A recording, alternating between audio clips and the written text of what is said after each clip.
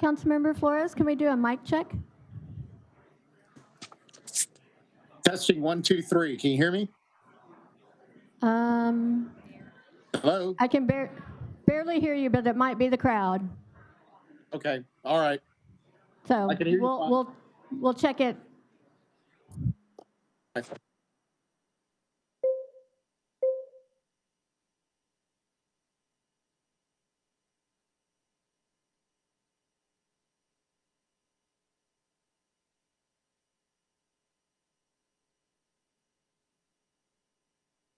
Mr. Hurst, if we were the very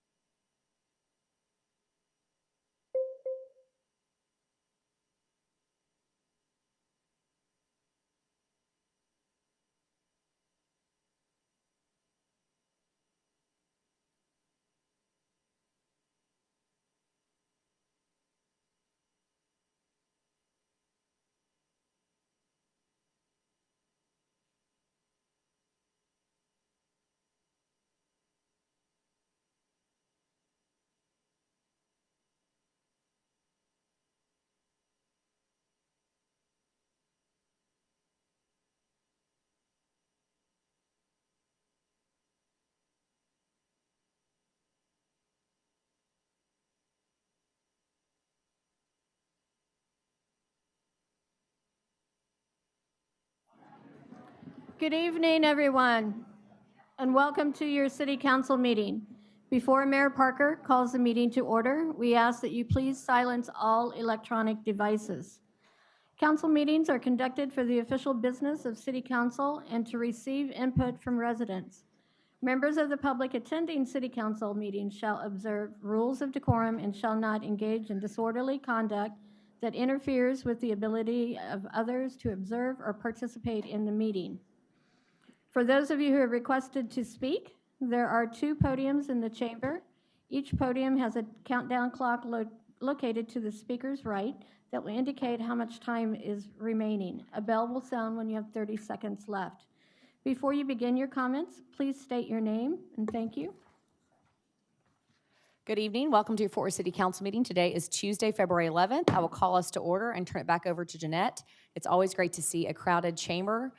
Just a reminder, we have a lot of people here and we have many students waiting outside to take the citizen's oath after the Pledge of Allegiance. So be patient with us as we move people around tonight. Please silence all electronic devices.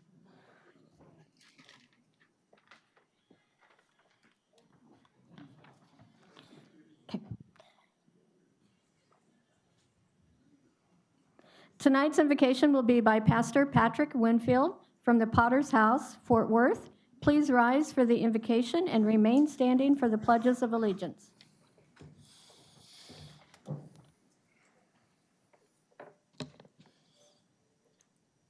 Heavenly Father, as we gather here today for this City Council meeting, we come together in a spirit of unity and purpose.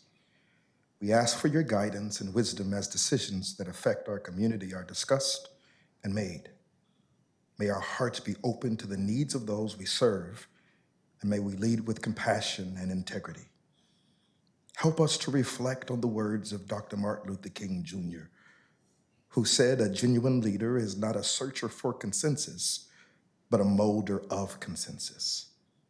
Let us remember that true leadership is about serving others, uplifting our community, and fostering collaboration.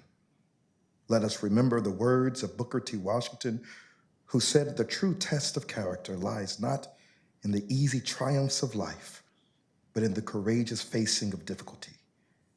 And with the facing of every difficult decision, let there be the principles of truth and empathy that sharpens our tongue and our thoughts.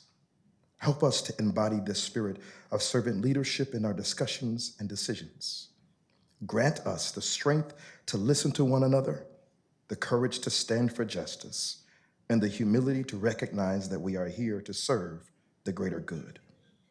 Now may our actions reflect your love and grace, and may we work together to create a brighter future for all. It is in your indelible name, and we pray. In Jesus' name we pray, amen.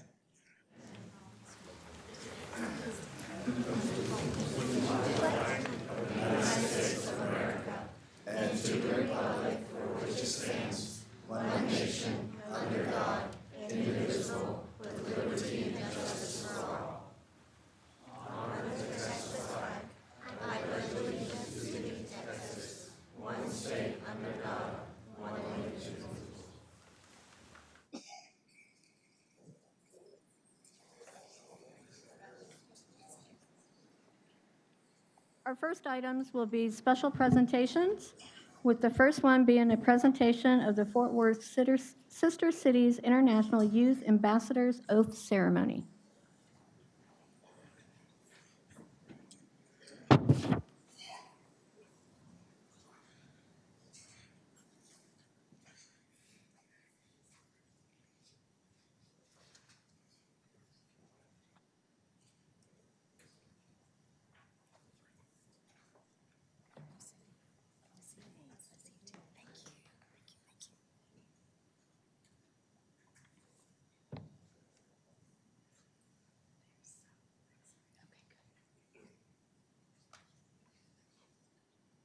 All look so sharp.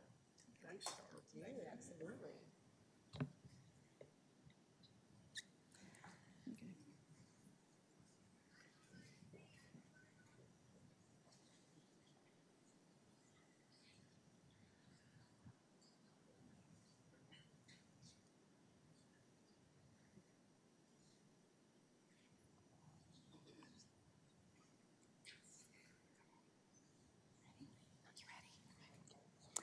Mayor and council members, thank you for having us here tonight and for recognizing the importance of global connections in Fort Worth.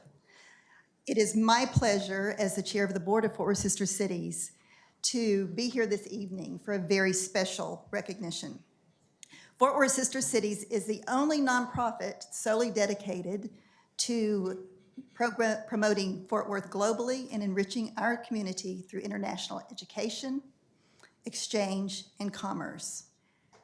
We're excited to be here this evening to have the oath of citizen diplomacy administered to the Fort Worth students who will be representing Fort Worth to the world this spring and summer. We have 78 student ambassadors traveling to France,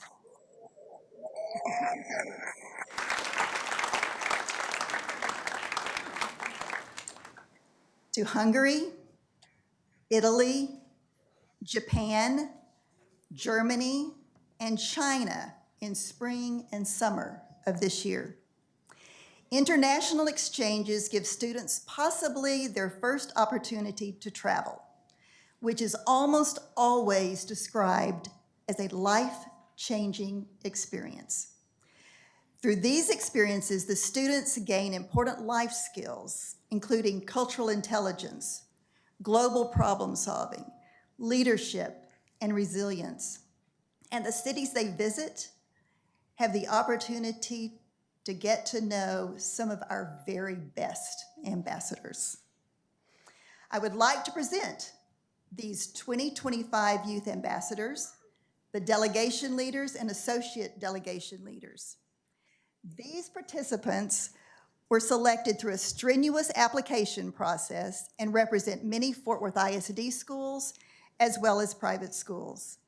And we are happy to say that because of the generosity of this community, we were able to provide nearly $20,000 in scholarships, enabling these students to participate. So as I call your name, leaders, will you and your students please raise your hands? We want to know where you will be going. Harrison Scholars to Nagaoka, Japan. Delegation leaders Chloe Marshall, Clifford Davis Elementary School, and Patricia Anderson, Diamond Hill Jarvis High School. Raise your hand if you're going with Harrison Scholars. Budapest, Hungary, delegation leaders, Chelsea Benetti, Fort Worth Country Day School, and Araceli Garcia, Charles Nash Elementary School. There we go. You're catching on. You'll have this down by the end. Reggio Emilia, Italy. Delegation leaders, Dr. Michael Romer, Trinity Valley School, Kathy Romer, Green Hill School, and associate leader, Ella Wells, University of Texas at Austin. Oh, good job. Nîmes, France. Delegation leaders, Hal Tran, Trimble Tech High School, Cindy Vasquez, University of North Texas Health Science Center, and associate leader, Decima Sandoval, Tarrant County College. Nîmes. Trier, Germany.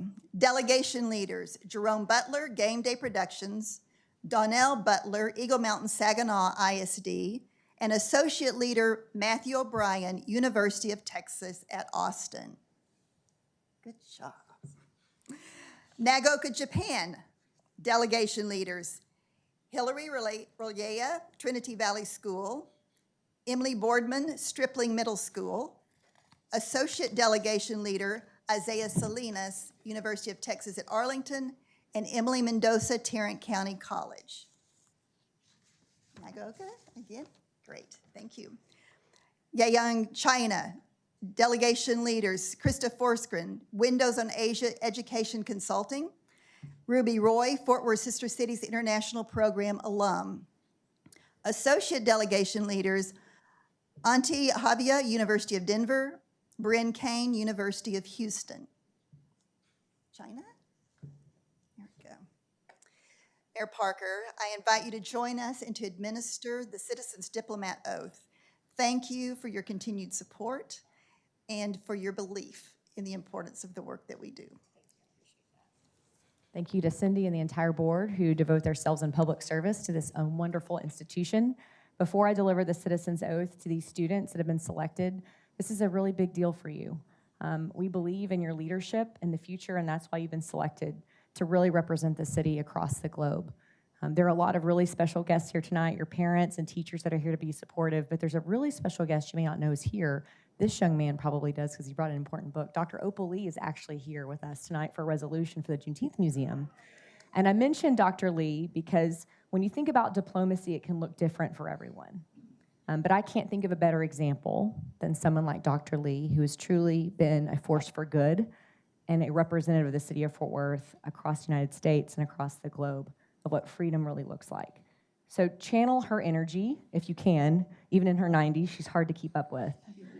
But channel her energy as you go forth across the globe. Remember why you decided to take this journey. Many of you will come home changed. It's not uncommon for us to interact with students who get an opportunity to represent sister cities in the city of Fort Worth across the world. Maybe they choose a different track for college or for a career. They decide to be world travelers themselves. But I hope you all really, really enjoy this opportunity. Each of us are so very proud of you, and I have a deal for you. I want you each to select one or two people from your classes that are traveling across the globe and come back and see us, maybe in the fall after your trips this summer at our new City Hall chamber, which will be done by then, and give a presentation to this council about what it was like to travel to places like Nîmes and Budapest. Sound like a deal? Okay, that sounds great. At this time, I'm going to administer the citizen's oath. Thank you. I, and please state your name. Raise your hand, the right hand. I, please state your name. Have the opportunity and responsibility to improve relations between the United States and the rest of the world. I am a citizen diplomat. Appointed by Mayor Parker. The Fort Worth City Council. And the Fort Worth Sister Cities program. I am committed to do this for my city, my country, and my world. Let this be so. You're officially sworn in. Congratulations.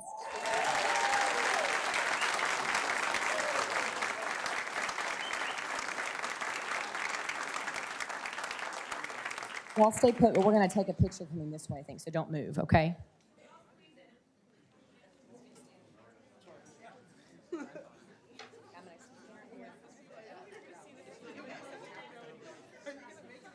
Anybody wants to jump in, they can.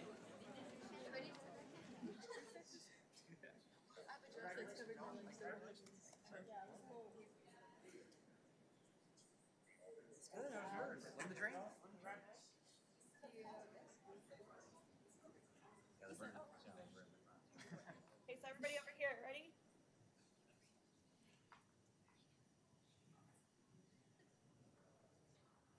One, two, three.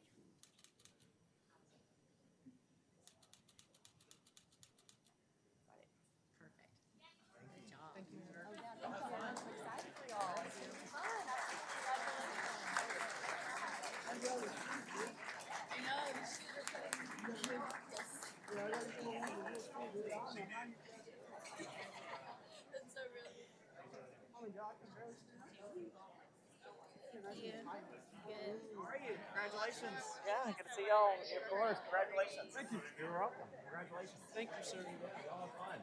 I'll try. I was going to say thank you for having us. I'll see you tomorrow after. Take a picture.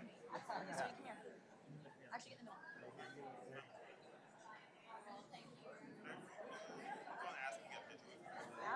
Where are you going? I can check.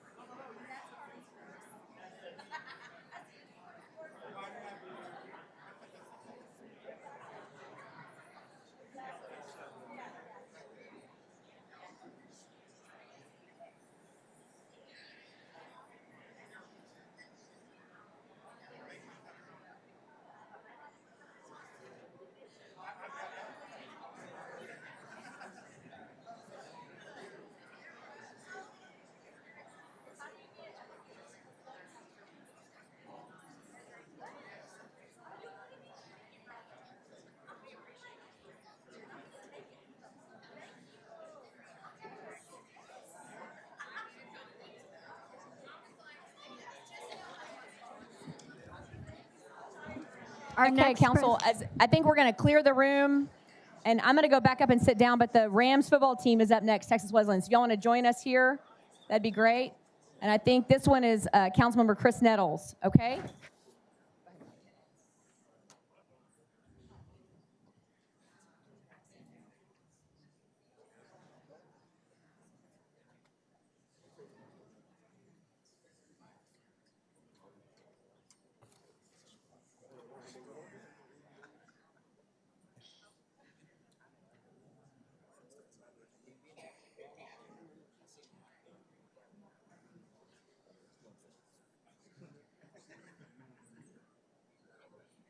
Yeah. Oh, I gotta read it. All right, Mayor and Council and City of Fort Worth, we are excited to acknowledge the Rams football team here. Is the coach here? Okay. Do y'all have walk-ons? Do we have walk-ons? Yeah. Okay. I used to play running back for North Crowley. Okay. All right. All right. I'll read the rest. So I'm excited. I'm also have Charlie. I also have Councilwoman Martinez here with me. We also share Texas Wesleyan, and so we wanted to honor them. And so I'm gonna read the resolution and then let Martinez have some words. The City of Fort Worth special recognition, whereas the Texas Wesleyan University Rams football team embarked on a historic journey in 2024, achieving their first conference championship and qualifying for the NAIA playoffs and making a pivotal moment for the program.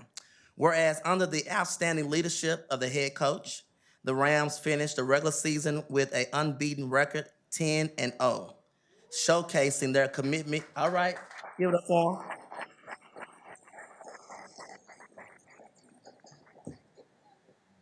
Whereas with explosive offense averaging 59 points per game, the Rams have positioned themselves as one of the top scoring teams in college football. And I believe the football team came back how long ago? 2016. All right, so awesome. And so now, therefore, it is be resolved that we commend the Texas Wesleyan University football program, including players, coaches, staff, supporters, for their remarkable achievement and resilience. We congratulate the Ram team, and we sign this proclamation recognition on the 11th of February, 2025.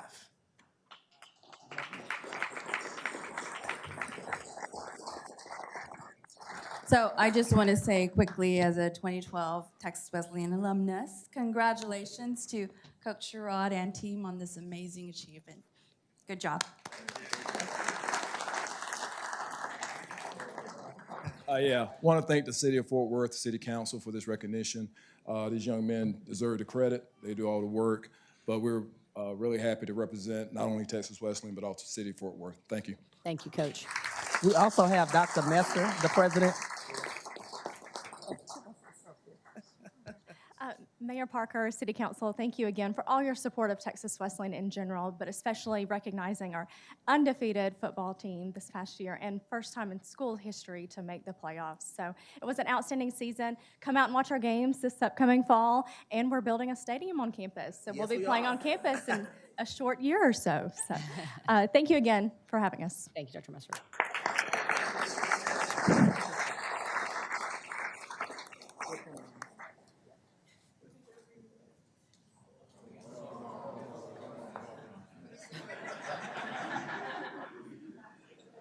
Funny.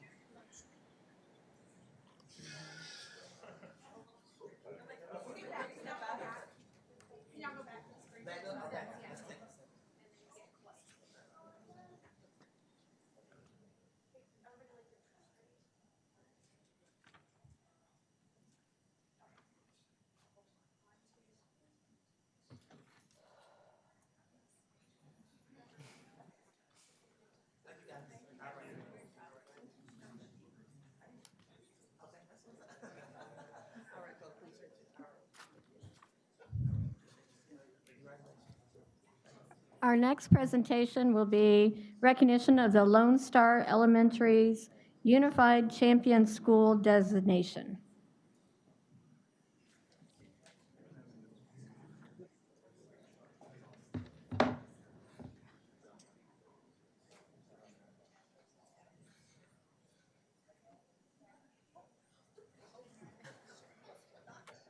Oh my gosh, that's my friend. All right, thank you, Mayor and Council. So this one's very special. Mayor, you're familiar with this one as you were there the day that Lone Star Elementary School celebrated receiving not just their first, but their second designation as a National Unified Champion School, which is the only school in Texas to not just receive it once, but twice. So another school in the entire state of Texas has received this recognition. It's a national recognition. No, there's no school in Westlake, Southlake, east of 377, no school in Keller. Strictly this school. It's only one. So big, it's a big deal. More reason why we should stay unified in Keller ISD, but we won't go into that. Because today is not about any of that. It's about the students and what they've accomplished and what our staff and Kelly McCormick, what you've accomplished. And of course, couldn't do without the support of principals like Dr. Hurst and your support. So super excited for all of y'all. So I will read this and I will let y'all tell us more about this. But the day that they actually received this recognition, Governor Abbott was supposed to be there. They had representatives from the entire school board there. Our mayor was there. State representatives were there. So it's a big deal. So the City of Fort Worth special recognition is presented to Lone Star Elementary School in recognition of outstanding commitment to inclusion and excellence. Lone Star Elementary School's designation as a National Unified Champion School for the second time reflects the exceptional work you've done in fostering an inclusive environment where students of all abilities are empowered to succeed. As the only school in Texas to receive this prestigious recognition even once, you have demonstrated an unwavering commitment to inclusion, respect, and leadership. Through your unified sports programs, leadership development opportunities, and community engagement efforts, you have set a remarkable example of what it means to champion the values of unity and excellence. This achievement not only highlights your school's dedication to creating a more inclusive environment, but also serves as an inspiration for others to follow in your footsteps, ensuring all students have the opportunity to thrive, learn, and lead with confidence. Your success strengthens our community and exemplifies the very best of what can be achieved when we come together to celebrate each person's unique contributions. Presented on this 11th day of February 2025, Charlie Lauersdorf, Councilmember District 4. So congratulations to you guys. Ms. McCormick?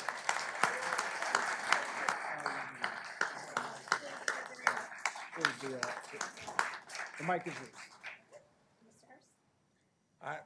I'm just here to thank you guys, and our kids don't understand this yet, to be honored and take a moment of your guys' time we have nearly a million people in Fort Worth and thousands of schools, and for you guys to take a few moments to honor an elementary school is just humbling. And so we appreciate that so much. Our mayor was incredible when she came and spoke. You guys would have been so proud. We were so proud. And then also, Charlie does so much for our campus. He's been involved in several of our things, spoken at our Veterans Day, come to our Heroes Day Parade, and so we appreciate, I love that the prayer that talked about servant leadership, and I love that that's what we have in Fort Worth. So just our deep appreciation, and now I am going to get out of the way, and you're going to learn a little bit about what UCS actually is. Mr. Hurst? I have to move this over a little bit. Good evening, and thank you for your time. My name is Kelly McCormack, and I am the 4th grade general ed teacher and UCS advisor at Lone Star Elementary. In the fall of 2019, I was introduced to a program sponsored by Special Olympics called Unified Champion Schools. It was the first meeting that I was asked to become the advisor. My first meeting of many that I would have over the years, learning, supporting, and growing this wonderful program. I had no idea at the moment how UCS would not only enhance what we already did well at Lone Star, but how strongly it would impact me and ignite my passion to develop and share how fulfilling UCS really is. In the spring of 2020, Lone Star became the very first elementary school in the state of Texas and the 42nd elementary school in our country to be nationally recognized for our efforts in the inclusion revolution. And this past fall, we earned our 2nd national banner, pushing us further into the record books. Even Governor Abbott sent congratulatory videos twice expressing his gratitude towards Lone Star's dedication to include everyone. So what exactly is UCS? UCS has 3 overarching components: unified sports, unified school-wide events, and a unified leadership team. And within those 3 components, there are 10 standards of excellence, which have to be met in order to be considered for national status. A Special Olympics Unified Champion School has to demonstrate commitment to an inclusive climate and exclude a sense of collaboration, engagement, and respect to all members of our student body and to our staff. National banner schools also have to be able to demonstrate that they are fully sustainable and have a plan in place to sustain these activities well into our future. We at Lone Star had Special Olympics athletes that competed. And because of my boss, Steve Hurst, we have an incredible commitment to an inclusive culture. But the one thing that we didn't have was a unified leadership team. I became, committed to the idea that these 10-year-olds could become leaders in the inclusion revolution. And I thought to myself that if I can teach transparency and that if I can model that all kids should have a voice, that everyone deserves to be recognized for what they can do and not for what they can't, then Lone Star's program would soar. And soar is what it has done. These leaders behind me are leaders for life. So establishing a system to become a leader and standards which come with that title was meaningful for the success of our program. And in order to become a leader, these students behind me had to apply. They had to express to me and to our committee why they wanted to be on a unified leadership team and what does unified even mean to them. And they also had to share what they felt leadership skills that they had deep inside them that would add to our program. Every student who applies is elected by the heart of their answers, not a name, not a reputation. Every single kid in our school gets a fair shot. And what I found by doing this is that kids who would never get an opportunity to lead or shine have become my best leaders. The process is amazing. Our 10-year-old leaders over the past 6 years have accomplished so much. We have spearheaded new projects for Special Olympics, recorded many of their training videos, and so much more. We have perfected the inclusive social environment at our school and have branched out within our state to help other schools create a climate of their own. We have partnered with Project Management Institute of Fort Worth, making us the very first unified youth group to successfully complete projects governed under their leadership program. We have partnered with the Lone Star Brahma hockey team, competed in Play 60 with the Dallas Cowboys, and are currently pursuing a relationship with TCU's UCS program. And I can stand here tonight and list so much more that we have done or ideas that we want to do. But I want you to talk to the real heroes of the evening. I want you to meet some of my current leaders so that they can share their why.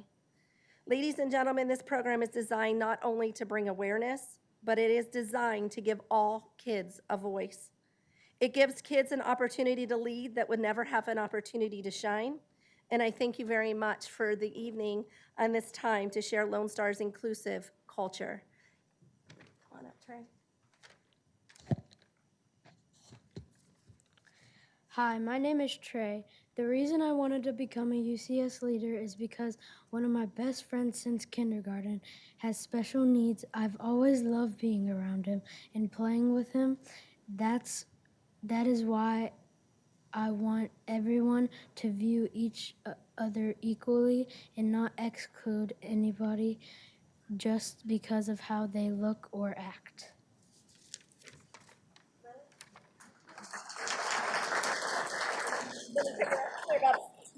Let's get up here, Bob. All right, Trey has some questions for you. What do you? Go ahead. What's your name? Lily McKinney. Why do you like being a part of UCS? Because they're friends and they share with me and I love being included.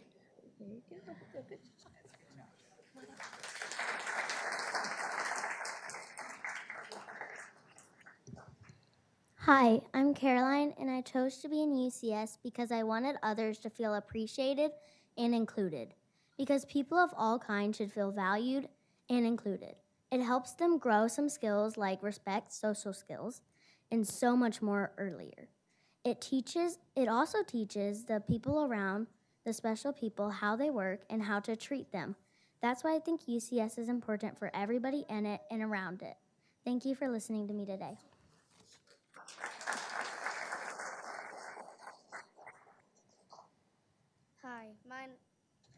Hi, my name is Carter. In UCS, we include everyone no matter who they are or what their abilities are. Even though we all look different, doesn't mean that we all can't do the same things.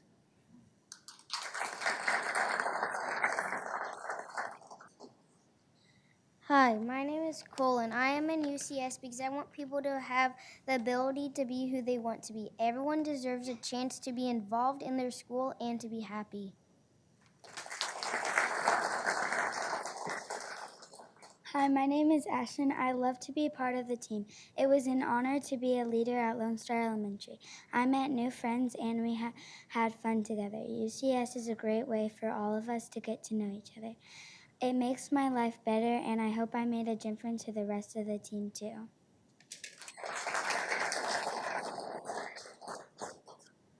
Hello, my name is Ainsley. I'm going to talk about why I wanted to be in UCS. I wanted to be in UCS because I wanted to make a difference. I think it is important to include everyone, people with and without disabilities. My sister has special needs. She met so many great friends in UCS. They loved her and helped her. She is so happy when she is with others. I wanted to help others and make them feel happy like my sister. UCS is a special team that comes together to make a difference in the world. Thank you.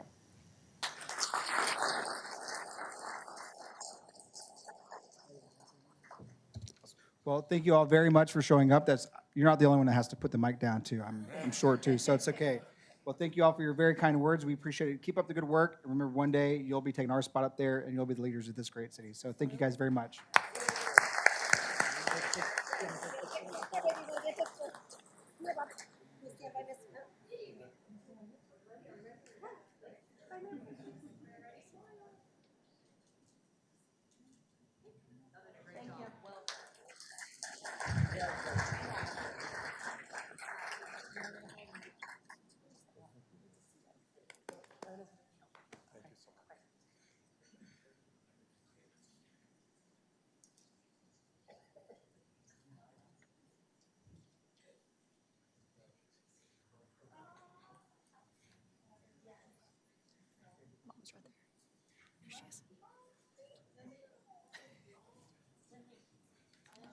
Our next recognition will be recognition for outstanding community service. All right, we got one more. Mayor and council, thank you. Beverly, Kurt, if I could have you all join me. So they had no idea we were doing this tonight. It's the only way we can get them here was by tricking her. Yeah, we told her we needed her to come talk to us about the effects of homelessness and panhandling and what it's doing in North Fort Worth, because she is one of our most passionate, one of our most vocal, one of our fiercest advocates for a so safe, so clean city, and especially North Fort Worth. So Beverly is actually the founder of a group, Facebook group, dedicated to District 4, but now the awareness is definitely spreading throughout the city, and making sure everyone's aware of homelessness, panhandling, illegal camping, illegal dumping, you name it. Whenever the My Fort Worth app came out, pretty sure it was Beverly who kept this thing going. The thing is, if we all just complain about things on Facebook and that's it, we have no idea what's really going on. But whenever you report via the My Fort Worth app, it may not be taken care of as soon as you may like, but the numbers are being reported. And the city services, city staff, they're able to see where the needs really are because they're not in every Facebook group seeing where all the complaints are. So these reports, it means something. And whenever you have advocates like Beverly letting us know what's going on in the city on a daily basis, it helps us redirect those resources where they're truly needed, not just shotgunning those resources out there. And of course, Kurt, I don't know why you're not up here, because you're just as much a part of this, because I know every day you get home from your long commute from Dallas, you hear about it too. And you support her in her endeavor and driving around every day and filing these reports. So Beverly, thank you very much for what you continue to do for not just District 4, but the city of Fort Worth. We're having a homelessness summit coming up at the request of you and at the request of the community, because you're bringing so much awareness to all these issues that are affecting not just those inside the loop, but those outside the loop. So thank you for helping remind everyone, including city staff, that the borders go beyond 820, so thank you.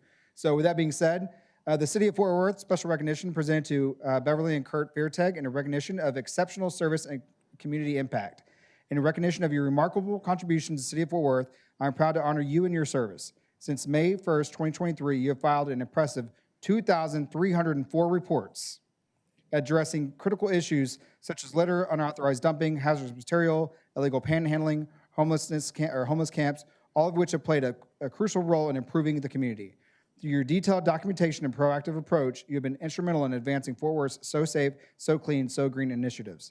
By identifying areas where code compliance, law enforcement, and park management can focus their efforts, you ensure that the city's resources are used effectively to tackle these issues.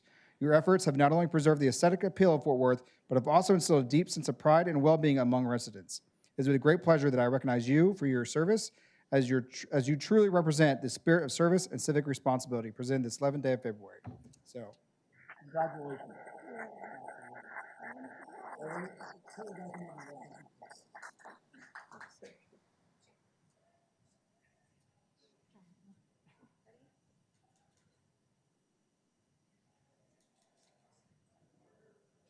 Michael, you want to go one?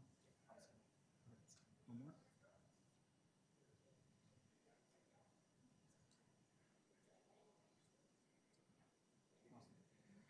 I welcome anyone to beat that record too, by the way. Beverly, would you like to say anything? Thank you for giving me the award. I think I just got an award for complaining, and it's probably the first in the city, but thank you. I really do appreciate it.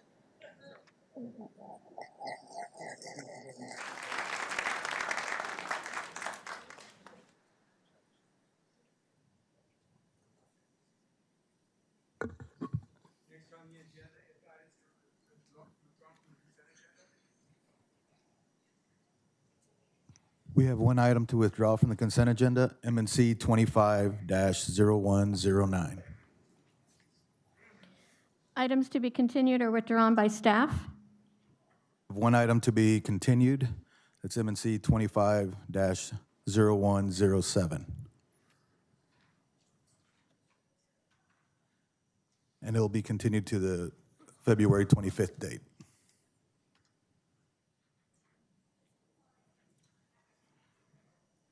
Okay.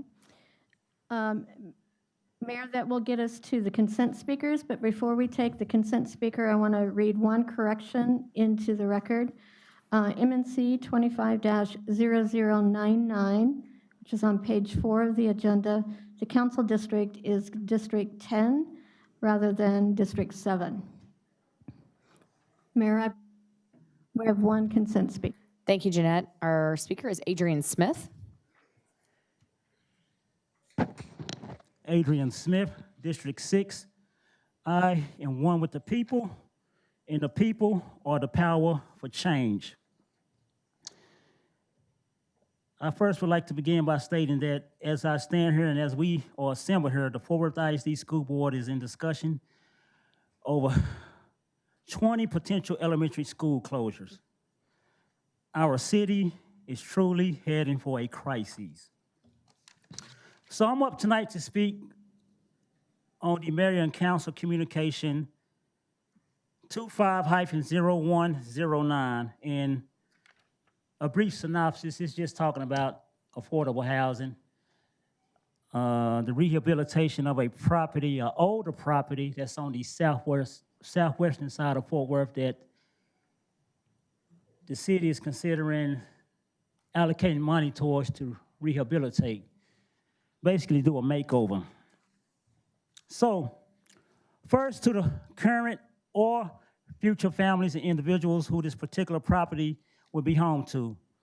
May the blessings of the Most High God allow for what's necessary as you go through this process.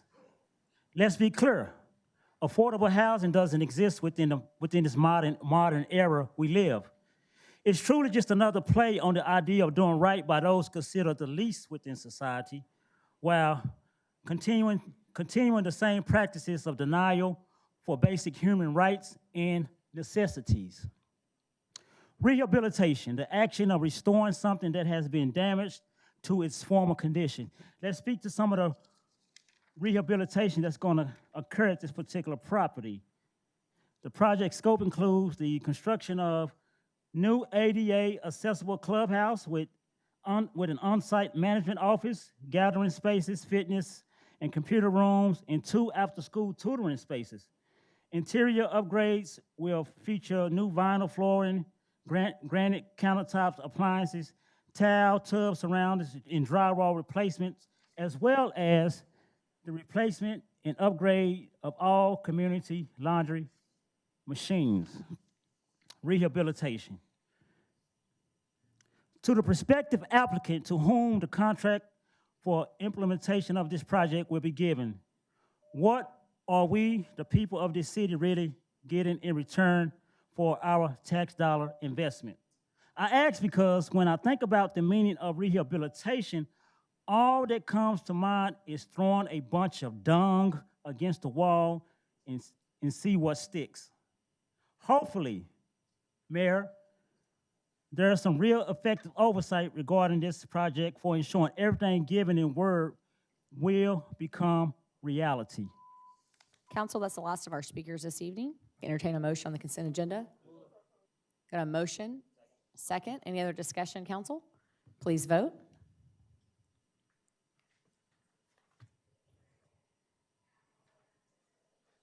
Charlie and Alan, Carlos are good. Charlie is not sitting down. Thank you. Our next item. Motion carries. Oh, sorry. Our next item is MNC 25-0109. And Mayor, I believe that was pulled so that Councilmember Crane and Williams may Okay. need to recuse. Councilmember Williams. Thank you, Mayor. And just before I say my spill, I would encourage Adrian to talk with Chad LaRoque and our neighborhood services team about this project in District 6. This is the item you were just mentioning. And unfortunately, I can't say more than that. I'll be recusing due to my employment at Ternary Food Bank, which also is a recipient of federal HUD funds. Councilmember Crane. Yeah, Mayor, per the advice of the city attorney, due to my wife's employment at Child Care Associates, I will also be abstaining from this vote. Council, it's conclusion our abstentions. We have no speakers on this item. Got a motion and a second. Any other discussion? Please vote.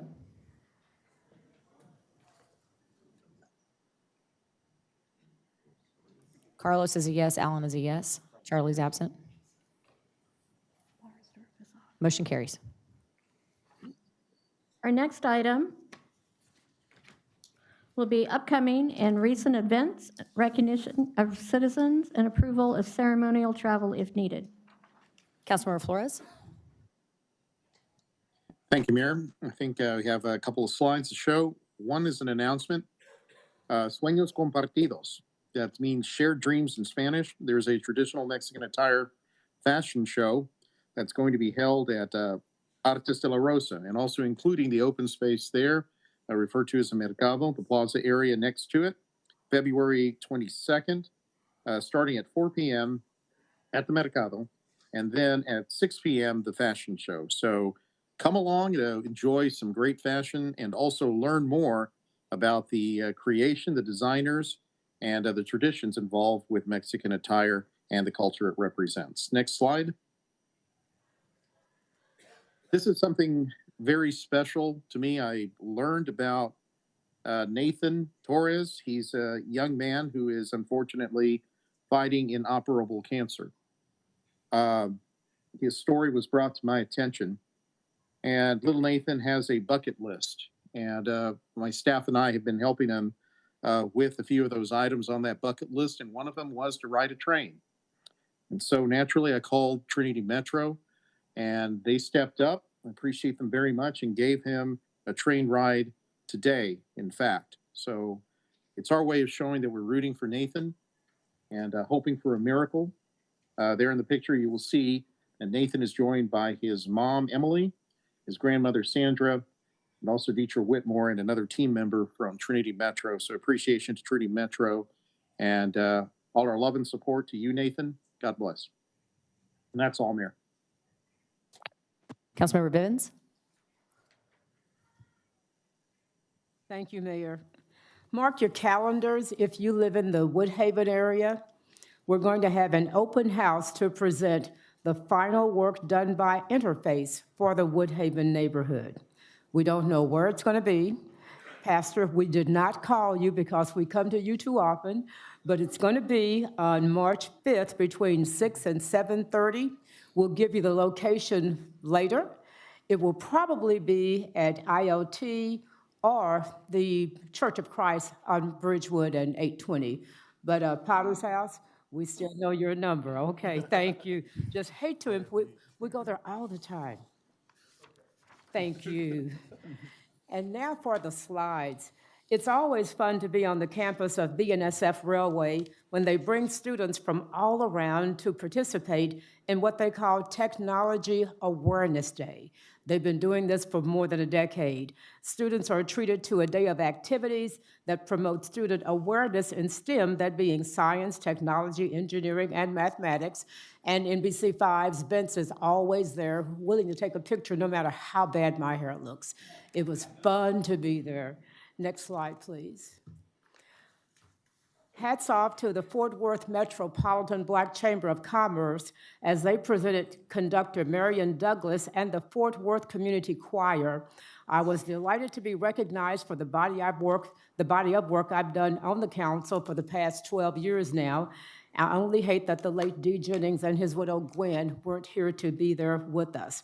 I did see Councilmember Chris Nettles, and I think Chris thought we were actually in church. I heard all these amens over there from you. It was fun seeing Councilmember Nettles there. And finally, it is Black History Month, and if you are on Facebook, you may have seen the alert that the Fort Worth Police Department recognized Chief Sam Hill, who was this city's first African-American deputy police chief. They didn't let him drive it, but he was very impressed with the fancy police squad cars that they drive now. And so hats off to Chief Sam Hill. And that's all. Councilmember Williams? Yes, thank you, Mayor. Just a few announcements. First, I just wanted to thank Fort Worth Families Forward for inviting me to spend some time with our District 6 neighbors and our young students at Harmony Science Academy. We had the chance to discuss issues that are really important to them, including their hopes and dreams for their education, as well as some concerns around school safety, particularly pedestrian safety, which is front and center on all of our minds. Their voices in meetings like this are super important in ensuring that this seat not just represents them, but also speaks to the issues that they're experiencing every day. And so I really enjoyed spending time with y'all. Thank y'all. Next slide, please. Exciting news. I got the chance to take my 8-month-old baby boy, Jameson, to his first rodeo here in Fort Worth. And we got to celebrate Cowboys of Color and really celebrate Fort Worth's diverse and inclusive history. And it was an honor to attend with both my staff and also my family, my wife, Sosha, my in-laws, and my daughter, Janelle. Next slide. I also want to thank our Airport Workers United. We had the chance to meet with them here recently to discuss a number of concerns about the importance of ensuring that our workers at the airport receive a living wage. The city of Fort Worth has made great strides. In the past 3 years, we worked to ensure that our employees receive a living wage starting from $10.95 cents an hour to now $18 an hour. So it's a huge milestone, and I think that's important for our neighbors and families all across the state and country. And so it was a pleasure to hear their stories, and I'm looking forward and eager to help support them. Next slide. Lastly, I just want to give a huge shout out to our Lake Como NAC. It was an amazing meeting as always, and we not only celebrated many awesome things happening in the community, but it was just an amazing opportunity to connect alongside other local elected officials, including our Commissioner Roderick Miles. And so I'm just really proud of all the work that Como is doing alongside of our city staff and the council office and this council to continue moving the neighborhood forward.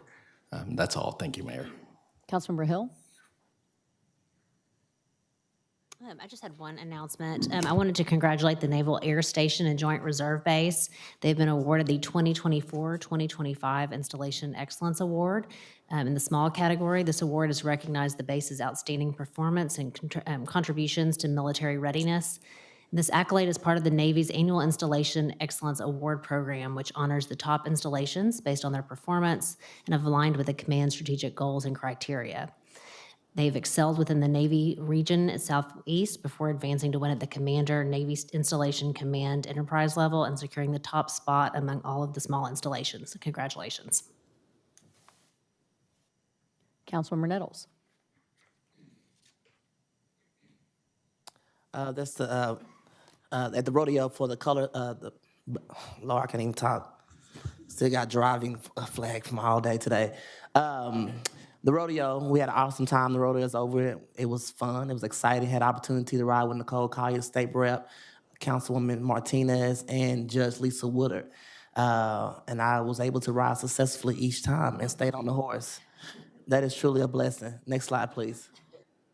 Had the opportunity to partner with this great family. They renovated her awesome room so that she can do her rehabilitations at home instead of having to get in and out of her house. And so we really want to thank all the organizations that came together to present her with a new place to live. Next slide, please.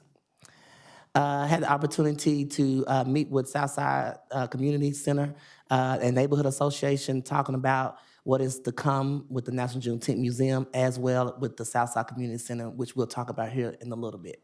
Next slide. Yes, so we had the bus reveal. Tell them about our history, the history of the bus, the history of traveling, the history of Evans and Rosedale, the history, and actually on the far right, Commissioner Brooks is actually showing me, if you haven't been there, you should go by and see the bus, the history. He's actually showing me a picture of him when he was rattling downtown Fort Worth when he was just 12 or 13 years old. So it is a lot of history talking about our arts. We want to make sure that we continue to support our Arts Commission. Next slide. The Federated Women's got a new street topper right there on Evans Federated Way. We was excited about that. They have been historically in the South Side neighborhood, and they have been making change each and every day. And so we supported the club and make sure that we got the sign topper on there. So you got Commissioner Miles and some of the leadership that's there. Next slide. Thank you. Councilmember Beck. All right, next slide. Chris mentioned driving. We all, well, not all of us, but several of us spent yesterday and a good portion of today down in Austin for Tarrant County Lobby Day, speaking to your state delegation about the needs of Fort Worth. And it was no surprise to us and won't be a surprise to anyone in this room, but the building was actually full of snakes while we were there. You can see the rattlesnake roundup folks were out in the atrium while we were visiting today. I said there were snakes. What did you think I meant?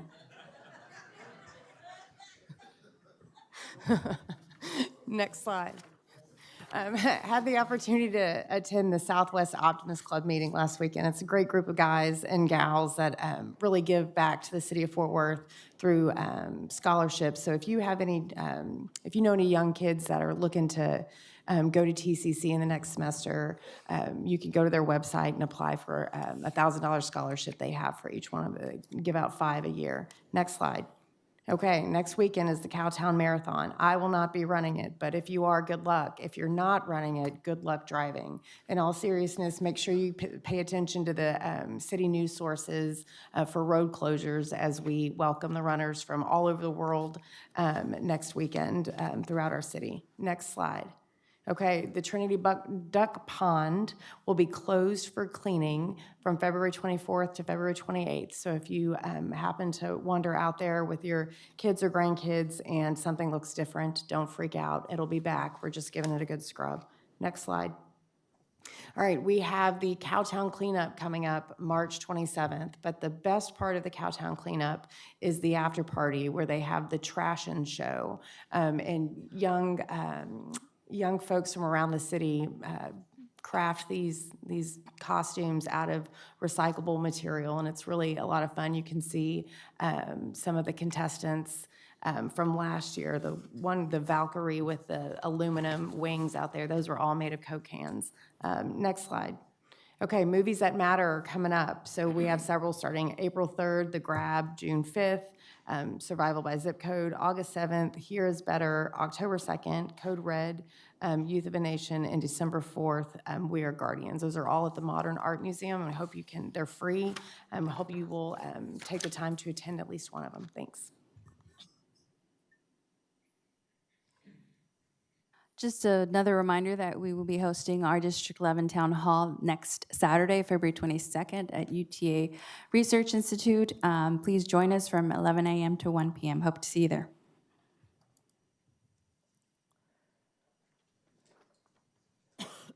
Mayor, that gets us to the non-consent speakers, and I believe we have 7. Sounds good. Thank you, Jeanette. Our first speaker is Chris Wood. He'll be followed by Adrian Smith.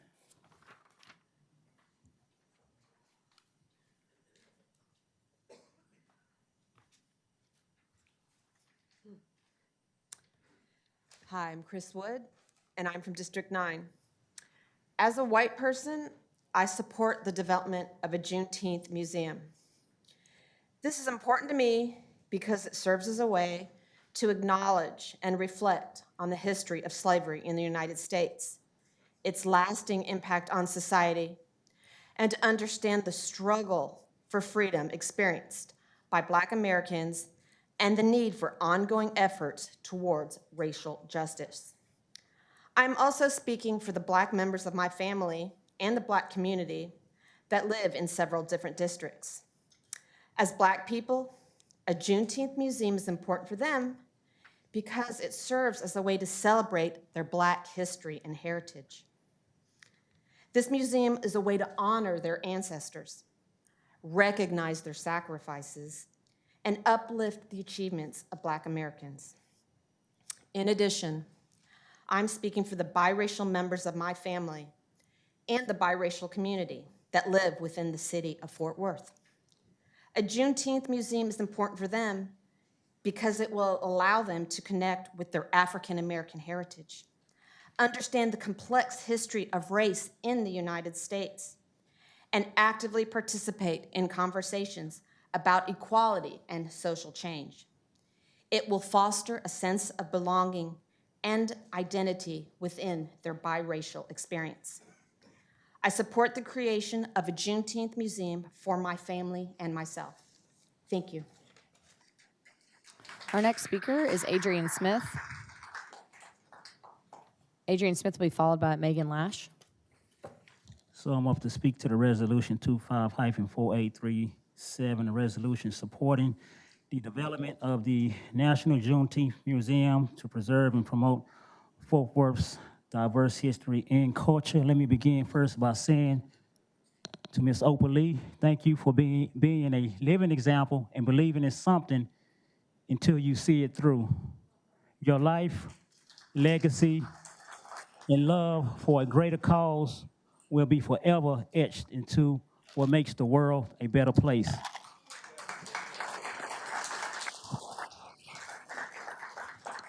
Now, you all didn't hear any buts in it, so what I'm about to say, I want Ms. Opal Lee to know that it's still on with support for this. The resolution at face value is good, but there is still a loss to the historic Southside community. Considering the original site was ideal, didn't meet the necessary building requirements, even after the mysterious fire to obtain the land. One must pause and ask, when will ground actually be broken? So, make it make sense. The Southside Community Center was too costly for necessary rehabilitation, but we mustered up $15 million for a new project. Was there no other plot of city-owned vacant land that could have been considered for this historic museum? Was the museum district even considered for placement of this project, considering its central location for arts and culture? Will a space at the Hazel Harvey Peace Center for neighborhoods be able to effectively accommodate all of the Southside Community Center services designated for the historic Southside? Will there be collective voices at the table regarding the direction, sustainment, viability, and overall purpose for the Juneteenth Museum? And lastly, when thinking of some of the ideas being considered for the museum makeup, will businesses directly linked to community stakeholders of our city be given first consideration for leasing? Or will a leasing space be given out to those businesses with a higher capital value in the name of profiting, but not honoring the identity of what the museum truly will represent? Thank you. Our next speaker is Megan Lash, followed by Alice Cruz. I will make mention, in case it wasn't articulated clearly earlier, MNC 25-0107 has actually been continued to February. Just to let you know, Megan, thank you. Thank you. That's actually what I was going to say, but just thank you for the opportunity to come back on the 25th. We look forward to discussing this project more, having another neighborhood meeting as well, and very excited about the possibility of being able to save the Primary Baptist Church and solve more affordable housing in the city of Fort Worth. Thank you. Thank you. Next speaker is Alice Cruz, followed by Lee Owen. Okay, thank you. Lee Owen? No. Adriana Freire? All good, okay. And then Mr. Hayes was a comment card. Okay, our next speaker is Vic Verstrate. Is Vic here? Vic's here on item 25-0120. No? Okay, we'll keep rolling. Jeanette? Our next item will be 25-4841, board appointments from District 8. Councilmember Nettles. Thank you. I request your consideration to appoint the following individuals to the board below with a partial term effective of February 11, 2025 and ending October 1st of 2026. Ms. Tammy Pierce to the Zoning Commission and Fort Worth Alliance Airport Zoning Commission. Thank you. Got a motion on the floor? Got a motion and a second. Please vote, council. Got 2 yays from Blaylock and Flores. Motion carries. Next item is 25-4837. Thank you, Jeanette. We had a few speakers on this item, but I think it's worth articulating clearly what this exciting resolution is regarding. It's a resolution supporting the development of a national Juneteenth museum to preserve and promote Fort Worth's diverse history and culture. I'll turn the floor over to Councilmember Nettles for any remarks regarding this resolution.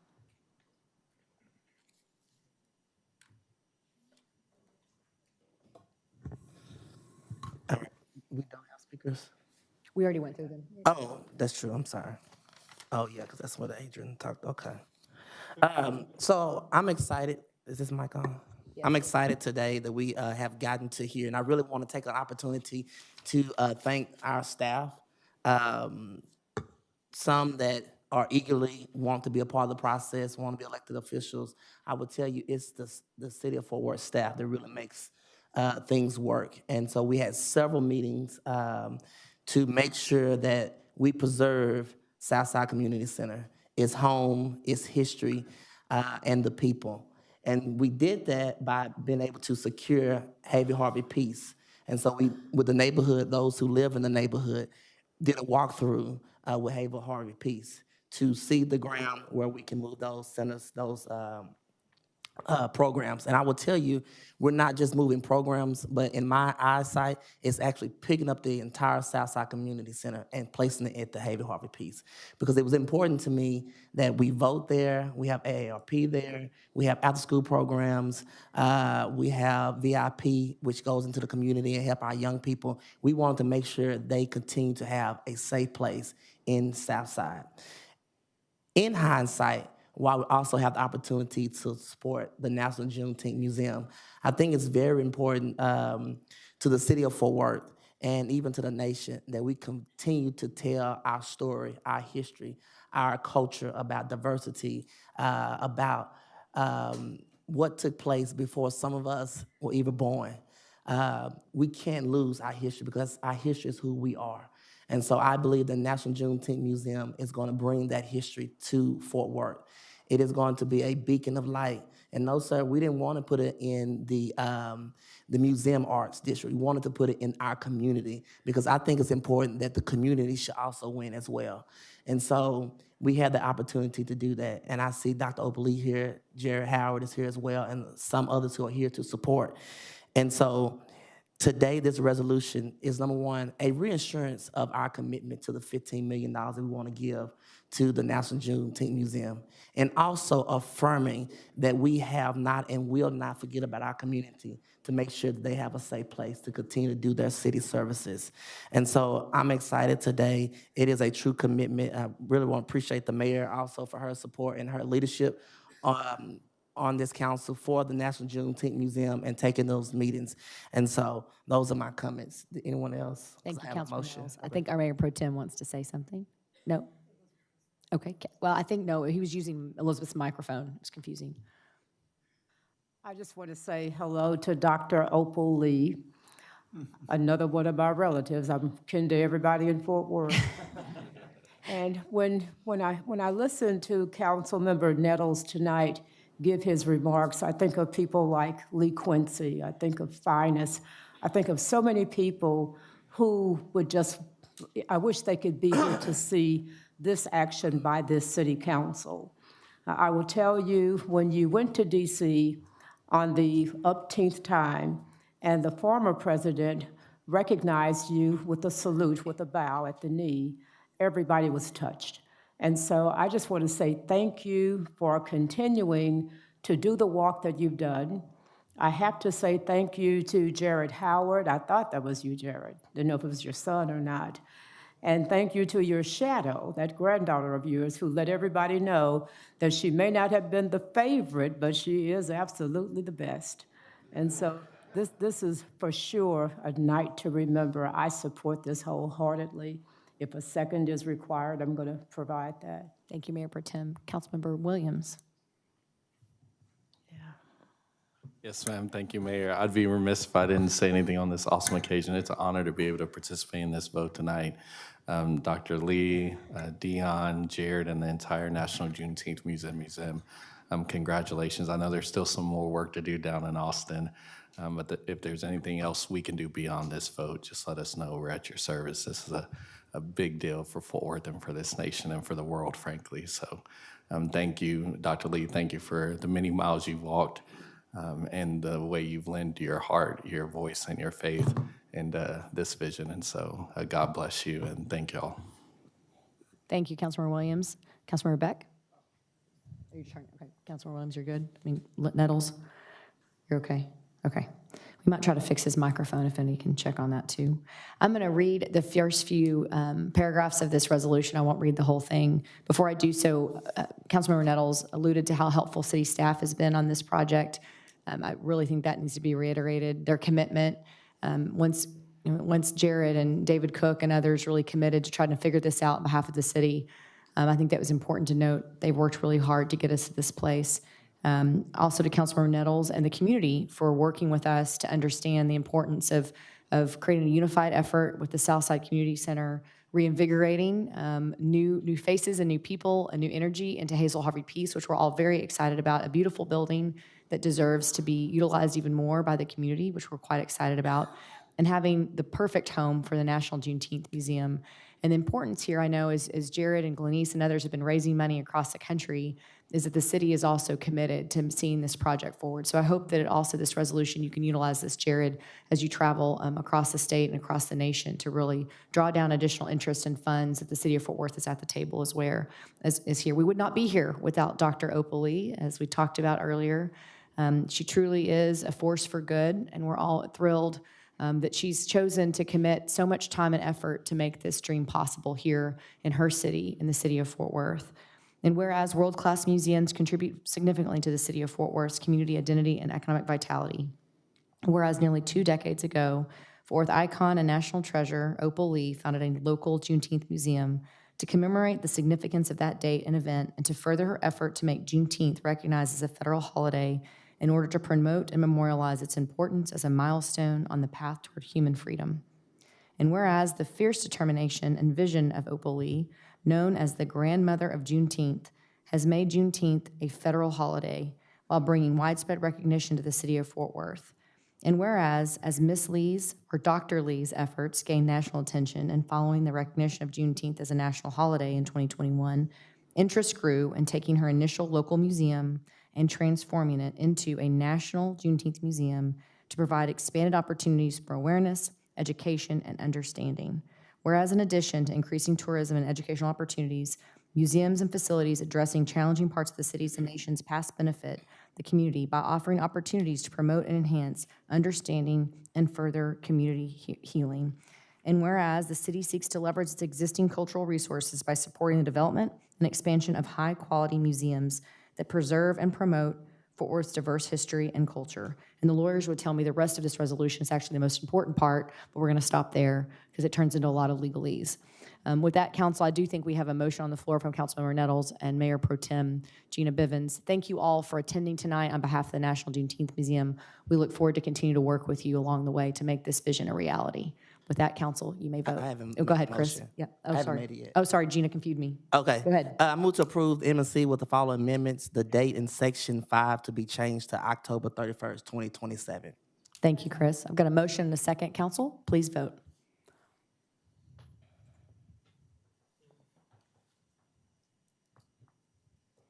Motion carries. Thank you.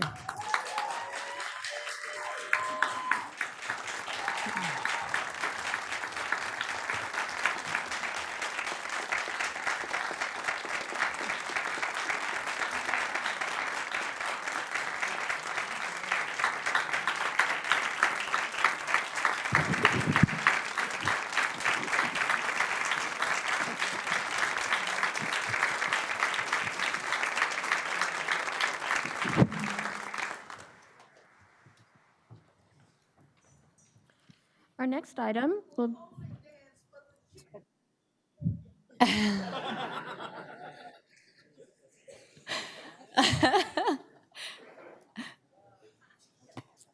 You're the best. Lee, thank you. Our next item will be 25-4899. Thank you, Jeanette. Okay, we're good to vote, yes? I don't have anything I'm missing. Okay. No, no speakers. Thank you, Michael. Motion and a second, council, please vote.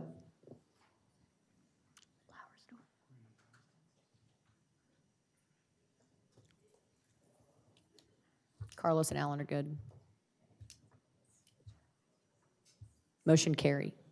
Next item is 25-4900. Councilmember Hill?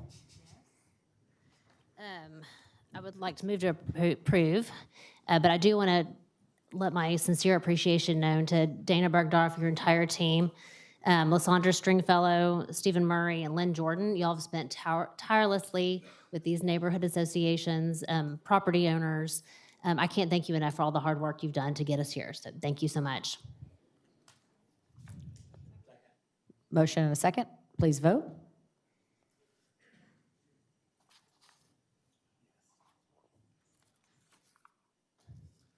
Motion carries. Next item is 25-4905. Entertain a motion, council. Motion and a second, council, please vote.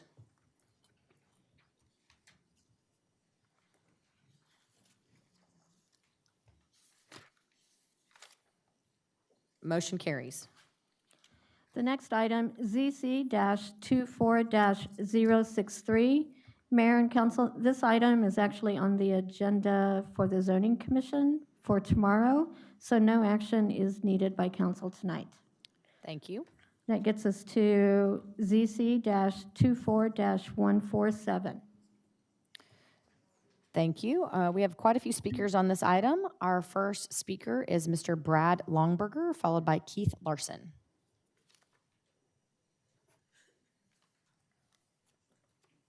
Thank you, Mayor and Council, for having me tonight. Brad Longberger with Place Strategies, part of the development team. I do have a presentation.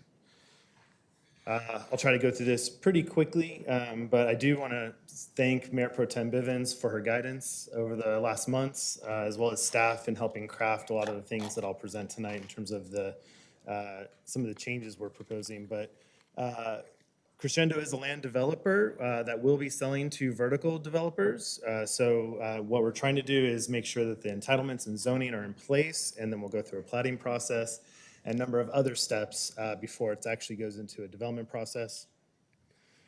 We have been doing a series of public events since June of this year, or of last year. The property was just acquired in April, and so we started those meetings pretty quickly. Owen to guide vision, and then subsequent to the zoning commission to actually gain, start to educate on the zoning, what was actually being asked for this zoning, and to try to build support and build that education in the community. And we have also been doing electronic correspondence through a newsletter, as well as regular contacts. This is not the end of this engagement. As we move forward, this will continue, and there will be many more chances for community to weigh into the project.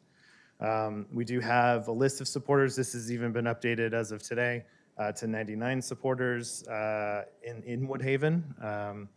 And from all of our engagement from the beginning, we heard a lot about vision and what actually folks were looking for for the golf course to become.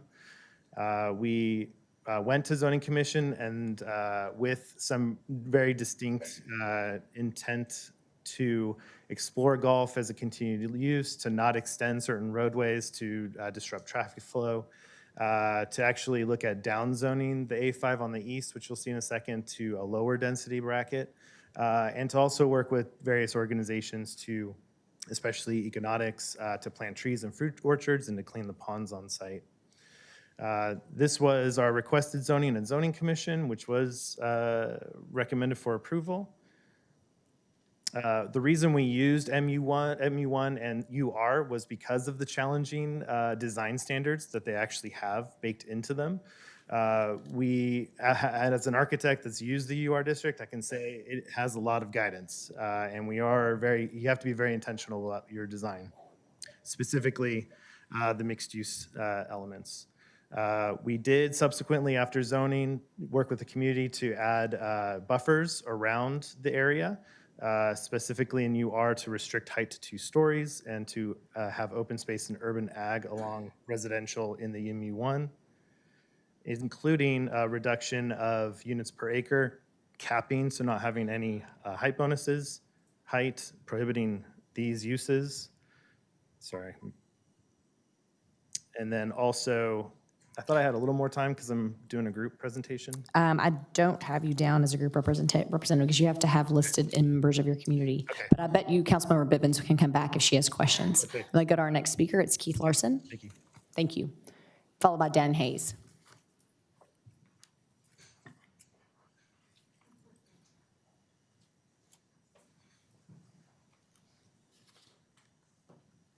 Mayor, Council, thank you. My name is Keith Larson.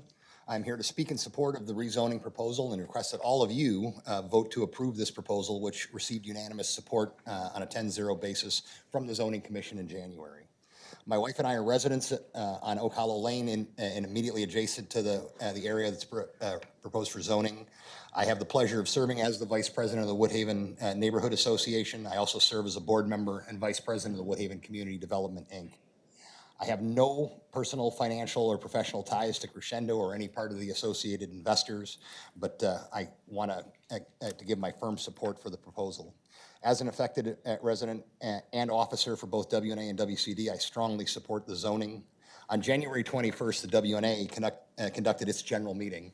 The WNA currently has members representing 66 households in the Woodhaven neighborhood.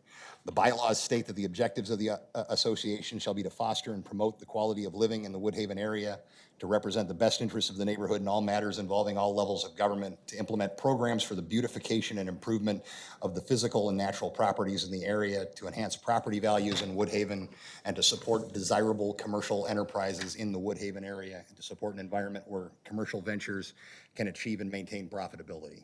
At that general meeting, there were 47 votes in favor of the rezoning proposal and 8 votes in opposition. While that is not a unanimous support, it is a 2-to-1 level support of the membership of the WNA and represents significant support in the community.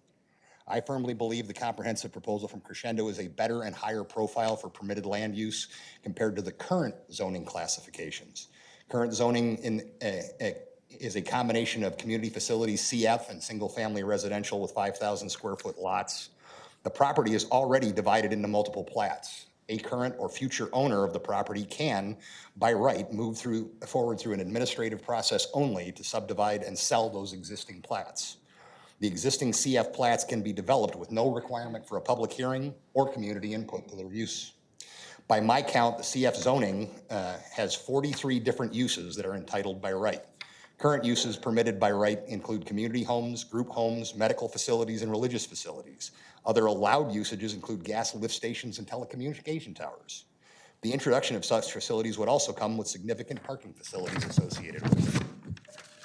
Some of the potential usages could significantly impact the character of the neighborhood. The proposal from Crescendo would change the CF zoning to a combination of MU1, urban residential, urban agricultural, and single-family residence. The remaining A5 zones would be downzoned to A21. The form-based codes in the proposals give setbacks, green space, parking, concealment, limited height, and other architectural requirements. The entitled land usage under the new zoning would be very different than the country club use. Thank you, Keith. Sorry to cut you off. Thank you. Sorry. Thank you very much. Thank you very much. Our next speaker is Dan Hayes. Dan will be followed by Phil Dorcas.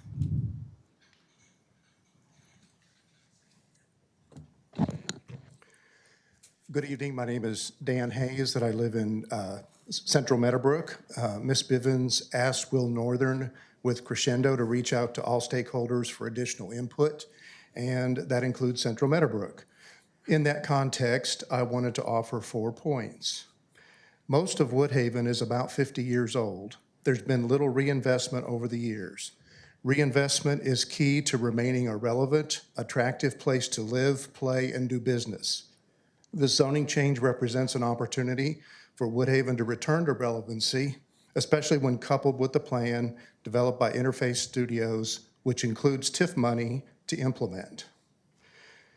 With the exception, this is the second point, with the exception of organized sports at Gateway Park, East Fort Worth does not have a must-see venue, large or small.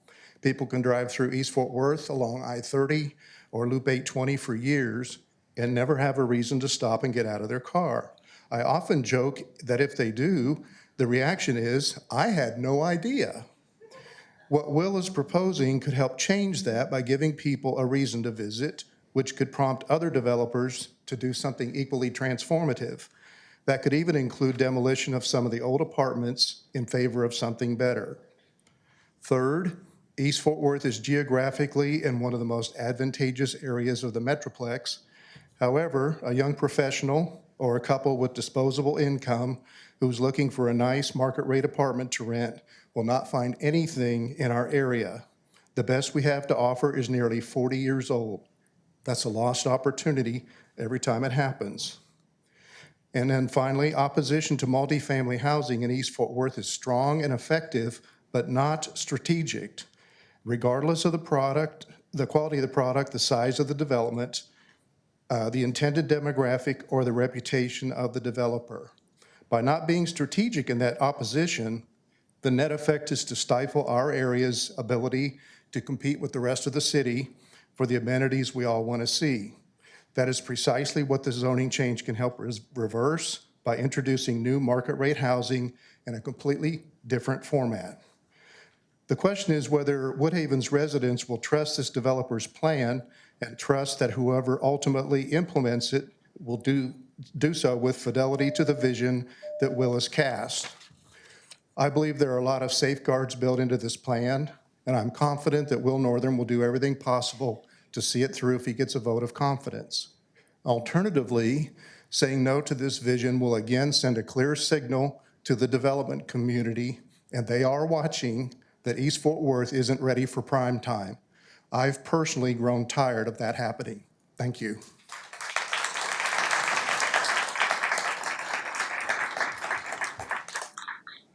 Speaker is Phil Dorcas, followed by Paul Karopi.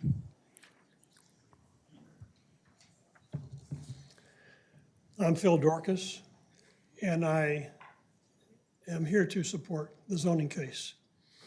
My wife Beth and I have lived at 900 Country Club Lane for 16 years. It is directly across the street from the club, in fact, directly across from the ex-tennis courts and the ex-swimming pool. And behind our house is the ex-10th Fairway. In recent years, we have seen the country club fall into disuse, get run down, grow high weeds, and get sold and go through foreclosure. Although we wish the club would go back to its glory days, we know that that is not going to happen. We cannot go back to the way things were. My wife and I have attended neighborhood meetings organized by Crescendo Development, meetings by the Woodhaven Neighborhood Association, and meetings by the City of Fort Worth regarding the TIF 13 fund. We have learned about the careful plans that Will Northern and his team have made for Woodhaven. We support and look forward to the zoning changes and implementation of those plans for a number of reasons. Crescendo Development has held meetings and has listened to the neighborhood and has listed the desires of the neighborhood as his priorities. He seems approachable, knowledgeable, and transparent, and we like the diversity of projects planned for Woodhaven, like the walking trails, the conservation of trees, the agricultural area that will have a learning site in it. There's opportunities for new businesses. We like the traffic flow, the design of traffic that will have the flow of traffic so that it reduces the congestion for new residences that will move into the area. We like the experience that Will Northern has shown, and the plans are something for West Fort Worth, for East Fort Worth, and for Woodhaven that we really look forward to. We can't go back to the way it was, and we look forward to the way it's going to be. Thank you.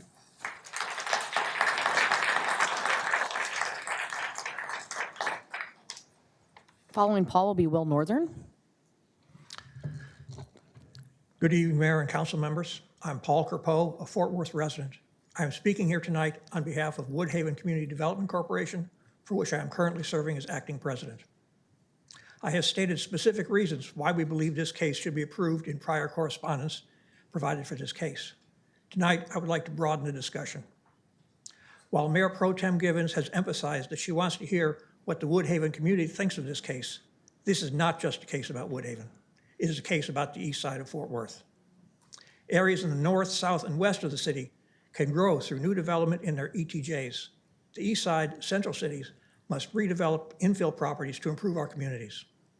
The east side very much needs new development, and this parcel provides an outstanding opportunity to provide that. This development is important to Riverbend, to White Lake Hills, to Eastern Hills, Rhinewood, Meadowbrook, and many others. I believe you'll hear from several of those communities this evening. In a meeting held by Mayor Pro Tem Givens just prior to your last opportunity to consider this case, she offered community members who opposed this case an opportunity to express their concerns. 2 points were repeatedly stressed. 1, that the views out their backyards would be ruined, and 2, that there is too much multifamily housing in the community already. Yes, when the golf course is gone, things will look different. But the examples given of the problems with multifamily housing were based on the existing 40-year-old low-income projects, which is exceedingly unlikely to resemble anything that would be built in the future of this kind. WCD stands strongly behind this proposal. The Woodhaven Neighborhood Association voted definitively to support it. We ask that you too vote in favor of ZC 24-147. Thank you.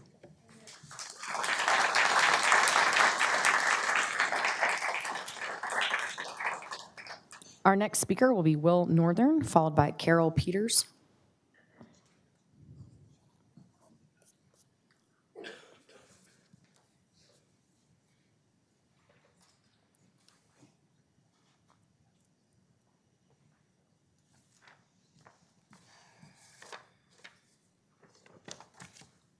Good evening, Mayor and Council. Good evening, Woodhaven. Thank you so much, everyone, for your support coming here tonight. Made me emotional hearing it. It really means a lot to me. So I have shared, or at the last City Council meeting, Mayor Pro Tem Bivens, you asked that I reach out to the surrounding communities. And so I wanted to take a moment to share what's being passed around, which reflects the in-person engagement that we had that I think we'll get on the screen here in just a minute. But our approach was a little different than most developers after sitting up where you all sit for 8 years as a zoning commissioner, seeing over 1,500 zoning cases. My approach was to communicate with the neighborhood early and often, get their feedback, hear what their wants and desires were, and to begin crafting our plan accordingly. I know a lot of folks asked, what is it going to be? What is it going to be? And I genuinely told them, I don't know what it's going to be yet. I want to hear from you. So with that, we got to work. What you're seeing here is a petition that we did start. And it's difficult to capture everyone's support. People communicate in different ways, but we were excited to get that engagement. This shows the in-person engagement that you can see starting back in June. Please look at that approximate attendee list, 280 people, 150. I mean, tremendous engagement. It's been wonderful. And then doubling down there at the end after City Council and garnering a lot of support and a lot of support letters. In addition to those virtual correspondence, we've started a newsletter and keeping folks up to date and with what we're up to, and have really just enjoyed getting to know the neighbors and bringing my skill set to add value to the neighborhood. So I humbly ask that you support our zoning request. Thank you. I'm here for any questions. Thank you, Mr. Northern.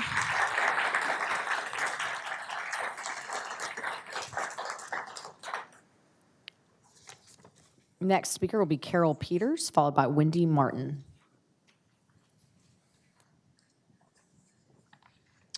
Good evening, Mayor and City Council. Thank you for the opportunity to speak today.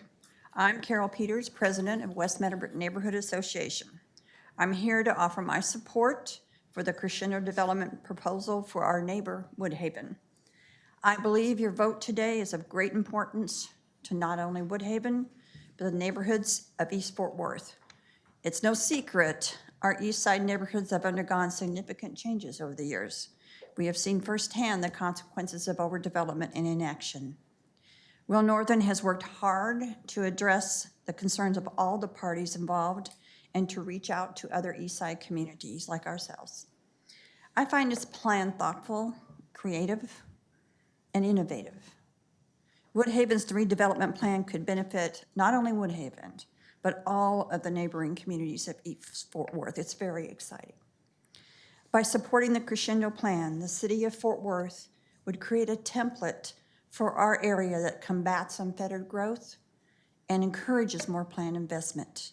I urge you to vote yes on the Woodhaven zoning proposal. Thank you.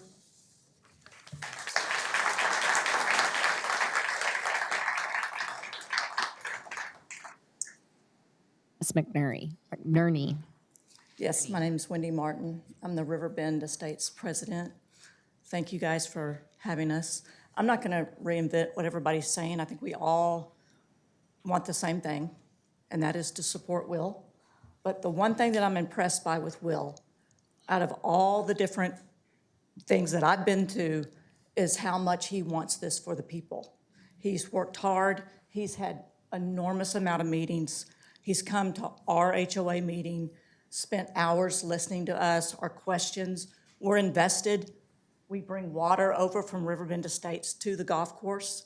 So he's worked with me personally to come on to the Riverbend site to look at our oxbow.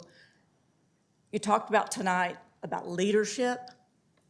That's a leader right there. And he really cares, and he really wants what's best for the East Side. I believe this is the best thing that has happened to the East Side. Woodhaven, Riverbend Estates, all the other areas that surround us, right here's the best. Thanks so much.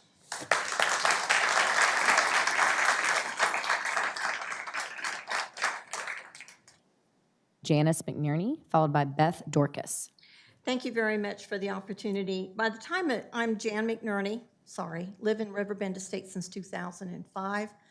My background is land development. By the time that a project gets to your level, you've already made up your mind. So our job as residents is to kind of change it. We have such lovely things in next to Riverbend Estates as rock crushing plants, pop-up structures. And when I got back from DC in 2016, I learned that, wait a second, why did the development happen on the west side? They've got these ginormous houses. They've got Clear Fork. They've got all sorts of good things that are happening over there. What happened to the east side? Oh, wait a minute. Most of you got this email from me. We have a perception problem on the east side. And I learned that from several people who were in land development and who were engineers working on projects that couldn't get necessary projects through this council or zoning. I urge you to take a look at what you've done to the east side. Help Will get this project going. We need to have sit-down restaurants. We don't need a Burger King. We don't need a fast food restaurant. You all need to be helping us try to get into the 2025s with this project. It will only benefit the east side, Riverbend Estates, Woodhaven, necessary to that east side project. So I'm hoping that you all will help us, please, get this project through. Thank you very much.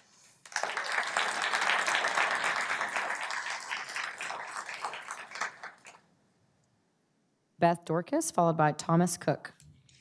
Hello. Thank you for listening and giving us all this opportunity. I'm Beth Dorcas, and everybody has already said things so really well.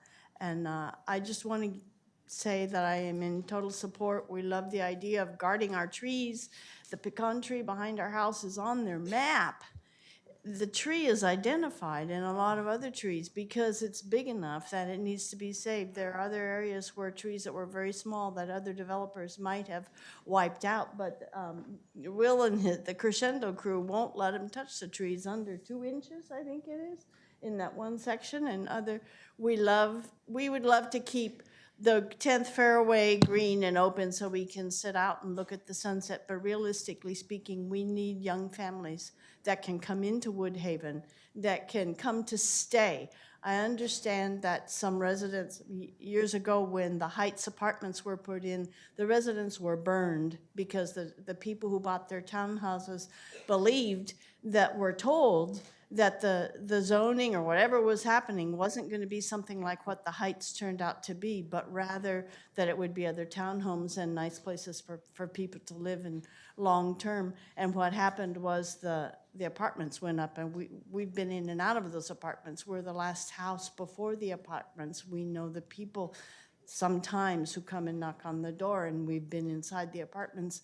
And I understand why our people were burned, because they're afraid. But Will has been so careful. The Crescendo Development people have crossed their T's and dotted their I's and reined back some of the permissible requirements, like in the urban residential right behind our house in the 10th fairway is limited down to 2 or 3 stories plus the roof, and all those extras that could happen is taken away. The distance from the road, the road through from Country Club Lane to Randall Mill, protecting the inner neighborhood from opening up at the end of Oakmont, all of the things that the people have been asking for, and the work of others on the team to develop the agricultural work, the urban garden.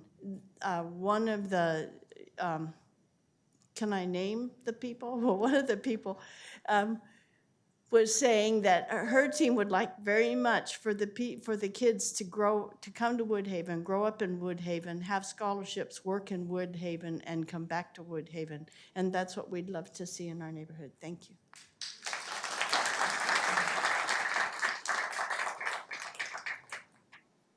Followed by Keith Harrison. Hi, my name's Tom Cook. I'm really pleased to be here tonight. I'm a little bit surprised that y'all might think we all got together and just rehearsed this, but we didn't, but it folds together very nicely. And my part of what I'd like to say briefly is just, I certainly contemplated much of the good news that we can do with this project, but I thought about how would this compare with the Fort Worth 2050 comprehensive plan? And basically, it overlays with that as that plan's developing in about 7 different areas of economic development, community reinvestment, responsible growth, infrastructure, quality of life, community engagement, and green space and environmental considerations. The economic development is all the mixed-use development, including residential, office, and retail spaces, which supports that city's strategic priority in economic development, which you've heard about. The community investment is to invest in the often overlooked east side and new community center and park space. The responsible growth is that development of 150 former country club site that shows a form of infill and revitalization that is consistent with responsible growth strategies.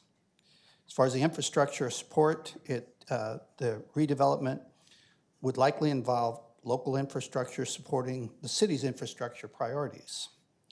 Quality of life, all the recreational amenities and potential 9-hole golf course, pickleball, tennis courts, all of what you've heard about, all improving the quality of life for the residents. Community engagement of Crescendo Development's been detailed here, and it's the amount of extensive community outreach is just unbelievable that Will Northern and his crew have done, including with the details you've seen of 20 public meetings to gather feedback and the alignment of the city's emphasis on community involvement in the developing 2050 comprehensive plan process.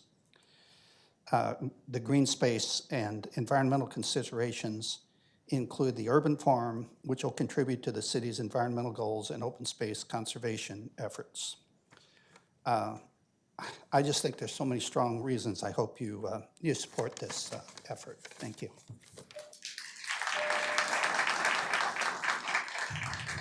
Thank you, Mr. Cook. Our next speaker is Keith Harrison. Keith will be followed by Brad Wright. Good evening, Mayor Parker, council members. My name is Keith Harrison. I'm a resident in Woodhaven. I've owned 2 properties in the Woodhaven neighborhood, and collectively I've lived there for 17 years. I'm here to speak this evening in support of the proposed zoning change.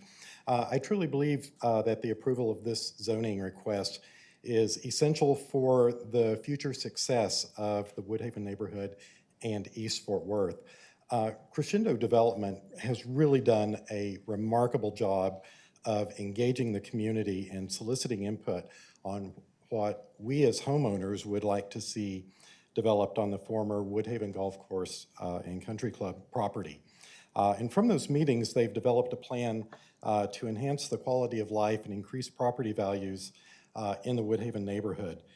That plan includes an option for an 18-hole short golf course, increased lot sizes for larger homes, the dedicated green spaces, privately owned townhomes, mixed-use development with restaurant and retail space, a small number of apartments with strict design and building guidelines to maintain the integrity of our community. And they've been careful to lower maximum building heights, to maintain existing sight lines for our homeowners. The traffic plan they've developed contains additional traffic within the new development, and it keeps that additional traffic out of the existing neighborhoods. So I truly believe that this is our best option for redeveloping the golf course and creating a vibrant future for Woodhaven. And I also strongly feel that it will attract additional development on the east side of Fort Worth. So for those reasons, I ask you to approve this zoning request. Thank you. Thank you.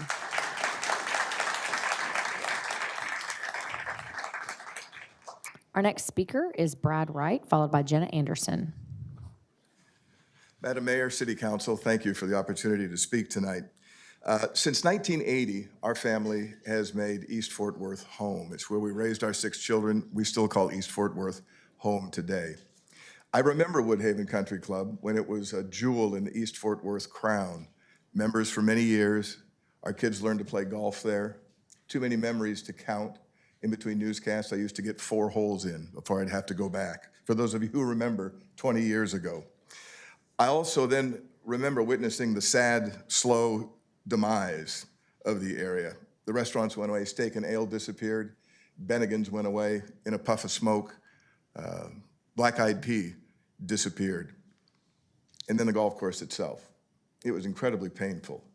It's been painful to drive along South Randall Mill and look at the golf course and think about what it used to be. Now comes a plan to bring that decaying golf course back to life, and I'm here to tell you that the 77-member HOA members that I represent at Chimneywood are all on board. Our community is surrounded by historic Eastern Hills and the Meadowbrook area, and it seems like our little part of the world is starting to come back to life.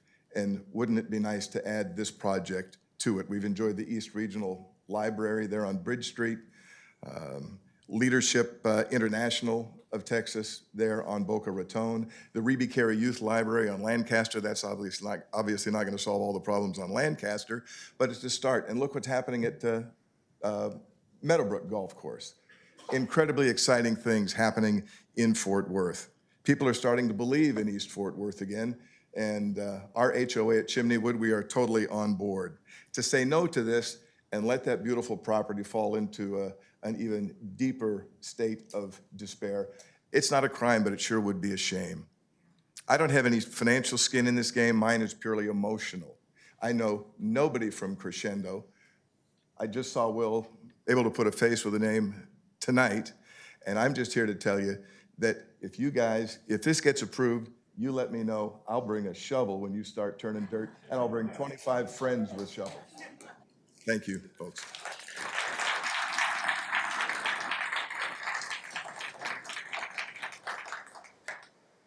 Anna Anderson, followed by Talia McAllister.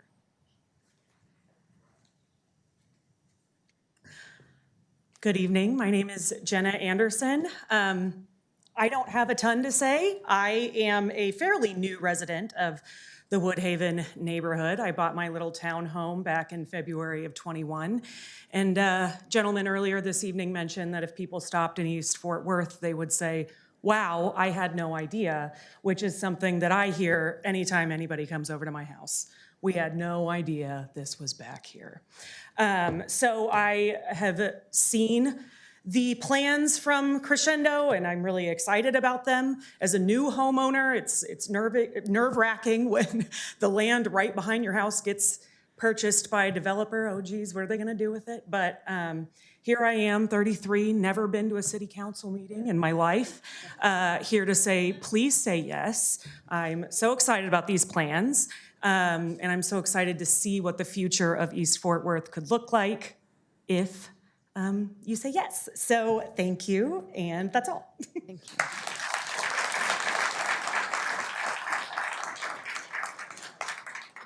Talia McAllister will be followed by Erica Graham. So first of all, thank you guys for sitting through so many comments tonight. I know this is probably a little unusual for a zoning commission. Unfortunately, it's very normal. Oh, well. So y'all are organized. We like the green. It's very easy to follow. You're doing great. Thank you very much.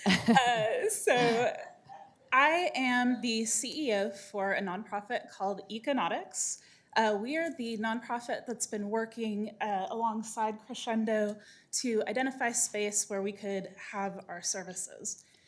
So before I tell you any more about us, let me just tell you a little bit about the community. There are no public amenities in the Woodhaven neighborhood except for a library.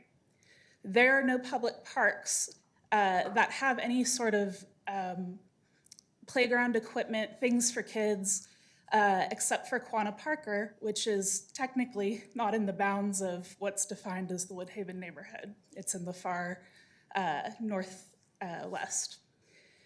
So that means that kids in this neighborhood are completely reliant on, if they are residents and have homes, to play in their backyards.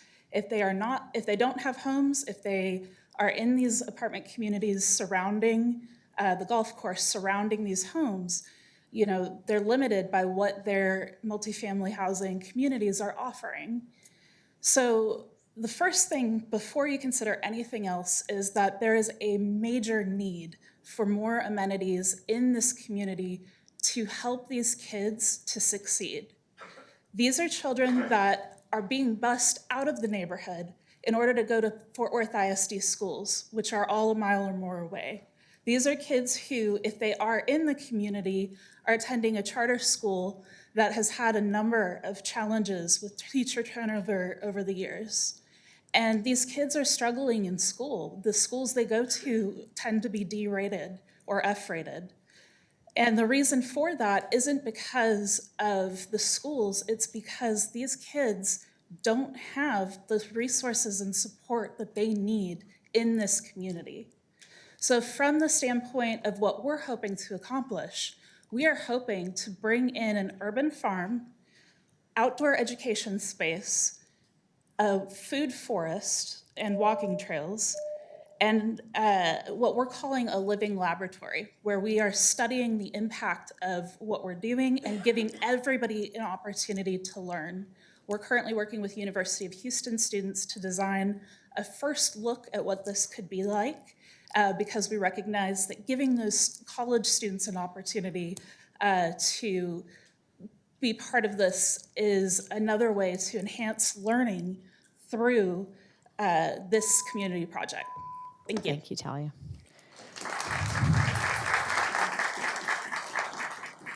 Our next speaker is Erica Graham, followed by Bob Willoughby.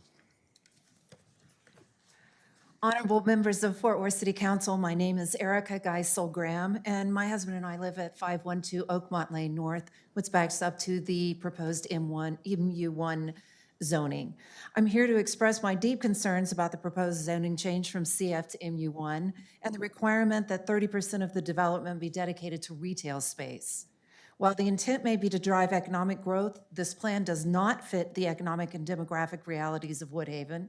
According to the 2022 census, the median household income in Woodhaven is around $53,000, far below the Fort Worth median of just under $76,000. Additionally, 92% of Woodhaven residents are renters. Rental-heavy areas typically lack the long-term stability and the financial security that supports successful retail developments. Surrounding East Side neighborhoods also primarily consist of low to middle-income households, meaning there is no influx of high-spending customers nearby to support retail growth. Businesses don't survive without customers who can afford to shop there, and we've seen this before. Woodhaven was originally designed in the 1970s as an upscale neighborhood featuring a country club and golf course. The vision was to attract young professionals and affluent families, just like this new plan proposes with high-end apartments. And it worked for a little while, but when economic conditions changed, those folk move on, and we were left with lower rents and higher crime. Area retail establishments were no longer supported, and 2 of the 3 existing grocery stores were shuttered. Now we're being asked to repeat the same failed experiment. Woodhaven has none of the economic drivers that contribute heavily to the success of near South Side or West 7th. No major employment hubs, no tourism traffic, and no anchor institutions. Trying to impose the same retail-heavy plan in an area without these assets is setting it up for failure. Instead, let's encourage the development of medium-density garden homes or similar developments.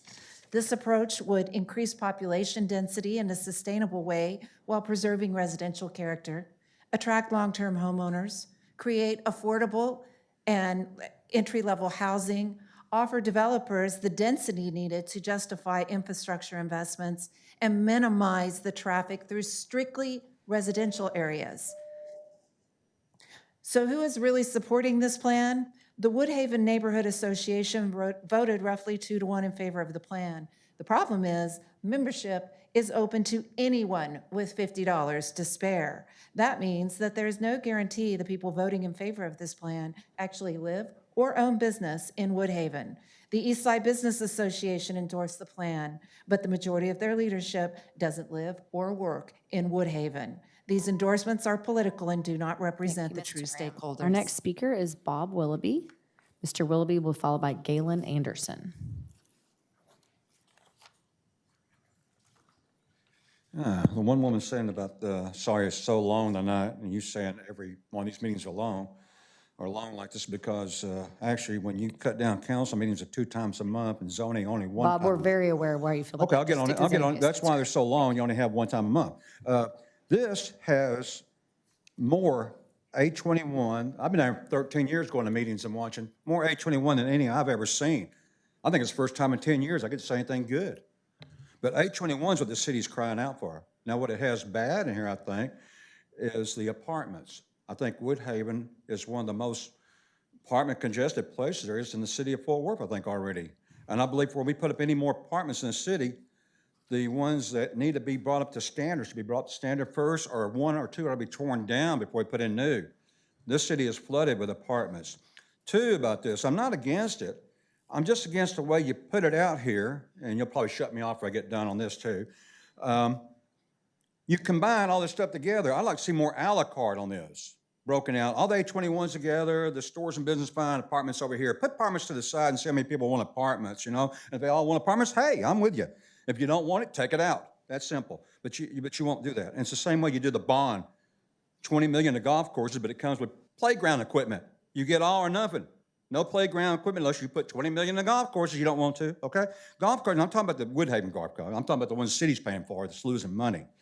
But anyway, this stuff being put together helps streamroll corruption through, and not this case, but all cases. It gets stuff pushed through in groups and things, and it makes it easier on you, but I'd like to see more a la carte, that's my thing. But the A21 in here, as many places I see that, I'm amazed. I'm not sure if y'all know what y'all did or not, because usually you don't give the city any A21, and that's what we need. We got too many A5s. I bet you none of you are pet owners, I bet. I bet none of you have pets, okay?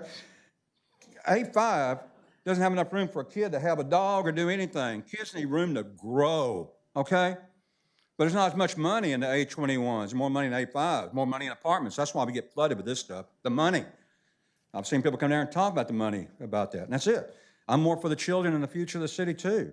Kids need room to grow, to develop, and people need room. This A21's great, but the apartments and the four-story apartments, whatever that is, or it can go up to 4 stories, apparently, what I read, that I don't think we need. And actually, you know, like I said, what's this? I'm gonna make her mad. Put the council meetings back 4 times a month and you won't be here that long. I don't know. I'm very confused. Our next speaker is Galen Anderson. Is Galen here?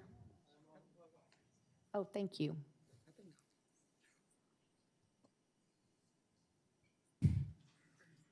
I'm Galen Anderson. I've been a resident of Woodhaven for 18 years. Wow, I didn't know I would be in such a minority, but I'm speaking against the proposal.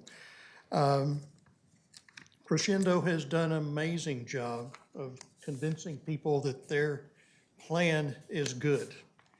I believe that they have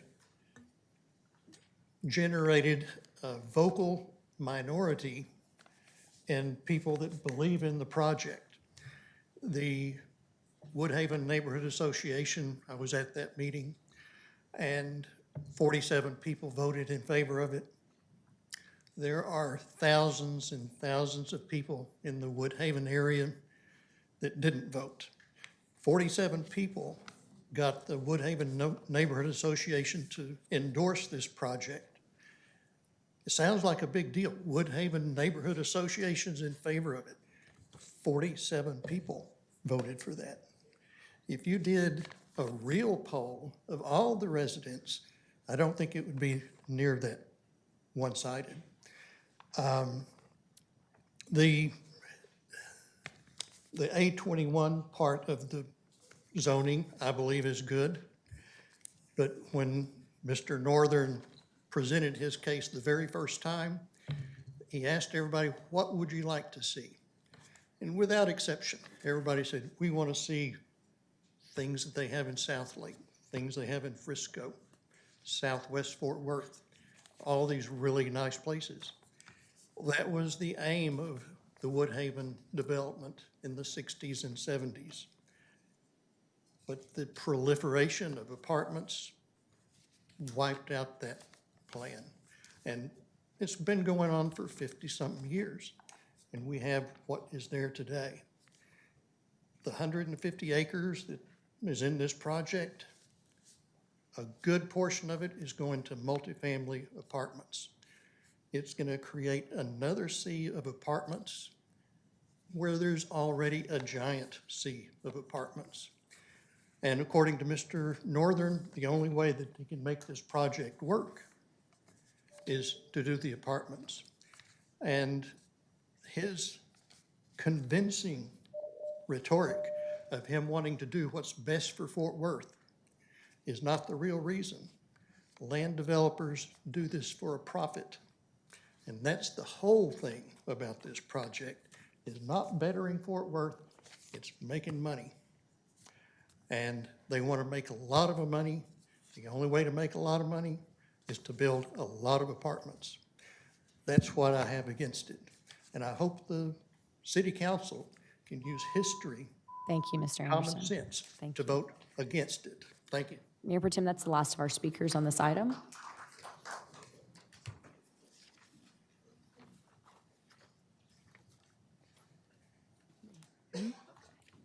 Thank you, Mayor. Where is Brad? Okay, no, Brad Wright.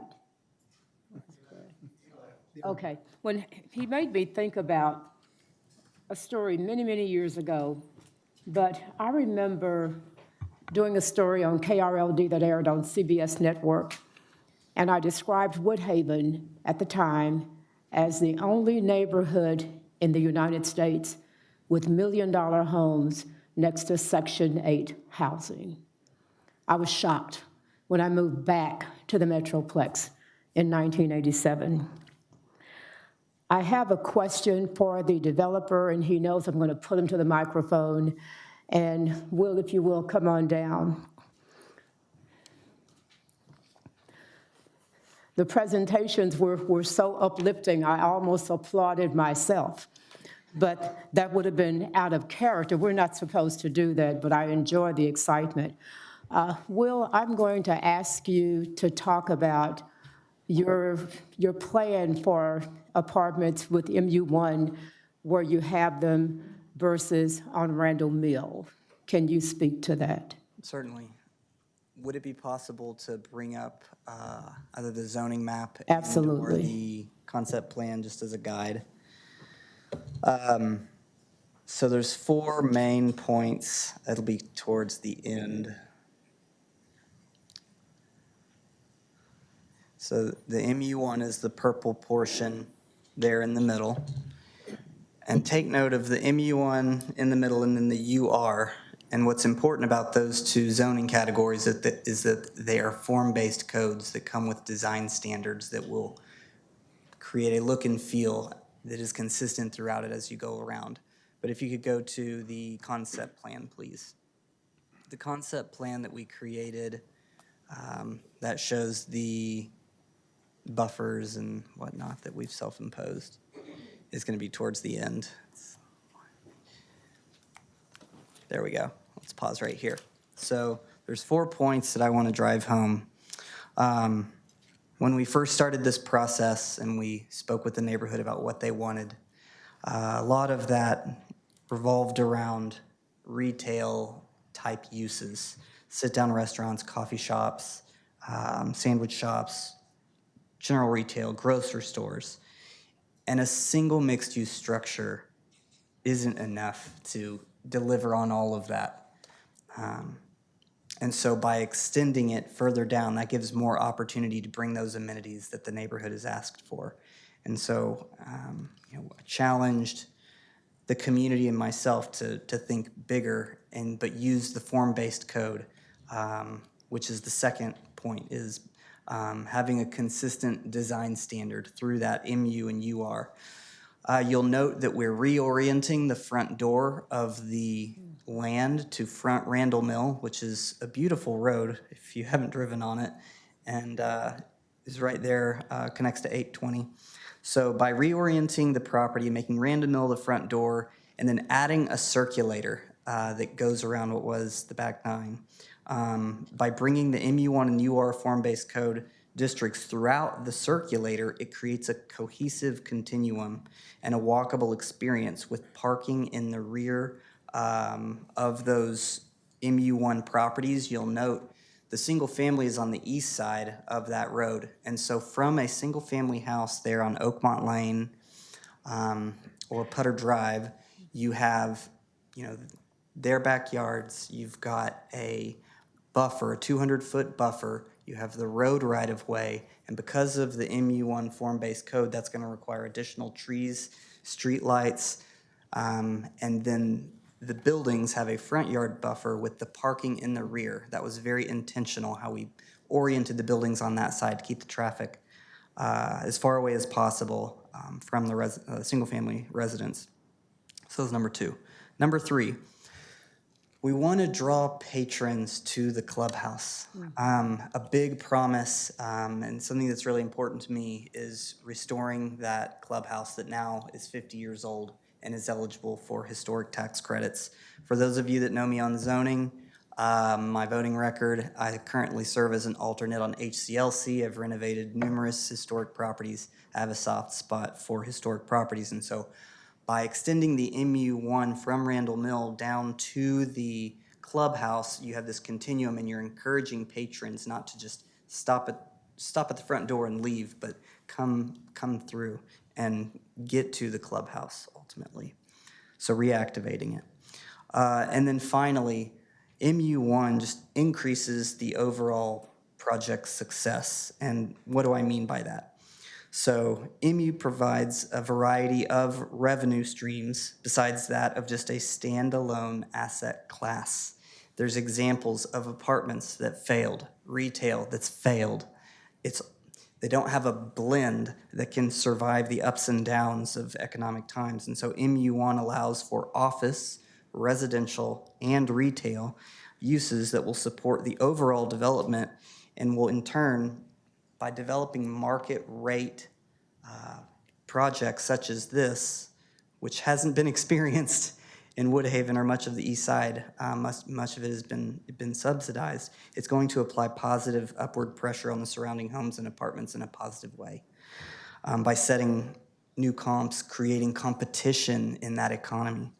So MU1 allows for the uses to be more dynamic and survive, ensure success over time, not only in the ground up development that we're proposing here, but I believe it will help uplift this neighborhood and those surrounding it for years to come. Can you go back to the part where Brad didn't get a chance to go into details about the concept page and talk about the protections that you're putting in? Certainly. If you can go back to, it looks like the zoning map. Would you like for me to address it, or you want Brad to come up? Doesn't matter. You can do it together. You can do it by yourself. You can bring them down. Okay. He's a lot better at this than I am. He does it for a living. Okay, so I think the height restrictions are very important. Yeah, absolutely. Well, over the UR, we have the 2-story height cap. So if it's within 200 feet of a single-family residential lot, it'll be height capped at 2 stories. And then that's for UR. In the MU1, if it's within 200 feet of single-family residential, we would have open space or urban agriculture only. And you met with the open space new staffer we have just recently, did you not? Yeah, today we Okay. met with Allison, and Lori Gordon was there with us as well. Okay. What I'm going to share with you is I know when I continued this case, the Woodhaven community set hair on fire. And it was not because I wasn't comfortable, but I knew that we needed better outreach beyond just the Woodhaven community. And when staff takes in an application for a zoning change, they are known to give developers and applicants a specific list of those associations, organizations, who they should talk to beyond. Well, I've never dealt with a developer, or in this case, an applicant, who has done the shoe leather work that you have done. And that is to be commended, and I thank you for it. Thank you. Now, what I want to do now is make plans or arrangements for my peers to have any questions to address, and then I'll come back with a motion. Any questions from council? Councilor Nettles? I don't have any questions, but I just wanted to give a couple of comments. Some of the things I heard today, again, Will, you did do a great job at outreach. And I think it was Dan who talked about, this is not just about Woodhaven, but it's about the east side forward. And I remember, Gina, maybe about a year and a half or 2 years ago when Carol, Dan, and our other friend from Meadowbrook came down and was disappointed in Visit Fort Worth for not having them on the map. That's right. And we worked together Yeah. to have Get them us on the redo that map. map. And so tonight, I don't know, I mean, if it's able to, I don't know what's gonna happen, if it's able to move forward, you put East Side on the map again. And so, thank you for y'all coming out tonight.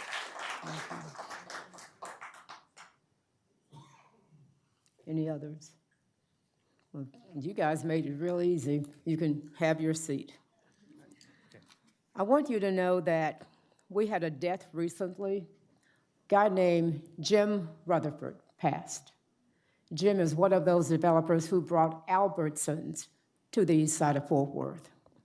Now, Woodhaven, you guys are new to District 5, but I'm not new to the east side. I ate at Rickshaw, what we call Little Italy, Tony's Pasta and Pizza, even Chewy's. I was bureau chief at CBS 11. We ate everything around the east side. When I moved away in '79 to go to Lubbock, I always look forward to moving back. Why do you say it like that? Well, you got to start somewhere in TV, okay? And that's where it was. And everybody in Lubbock I met had brown teeth except for the Pattersons. And yeah. Too much fluoride in the water. But I digress. That's a part of my memory. I'm good with leaving. But I just want you all to know that Woodhaven is special not just to the east side of Fort Worth. When you think of the hills, the trees, the history, and the idea that anyone would take on this task, I was real excited. I saw pictures of the weeds at the country club get hidden within a golf cart. You saw the flag. That's how high the weeds were. And so when I tell people this is better, anything is better than what I saw, I don't know that it could get worse until we had to freeze.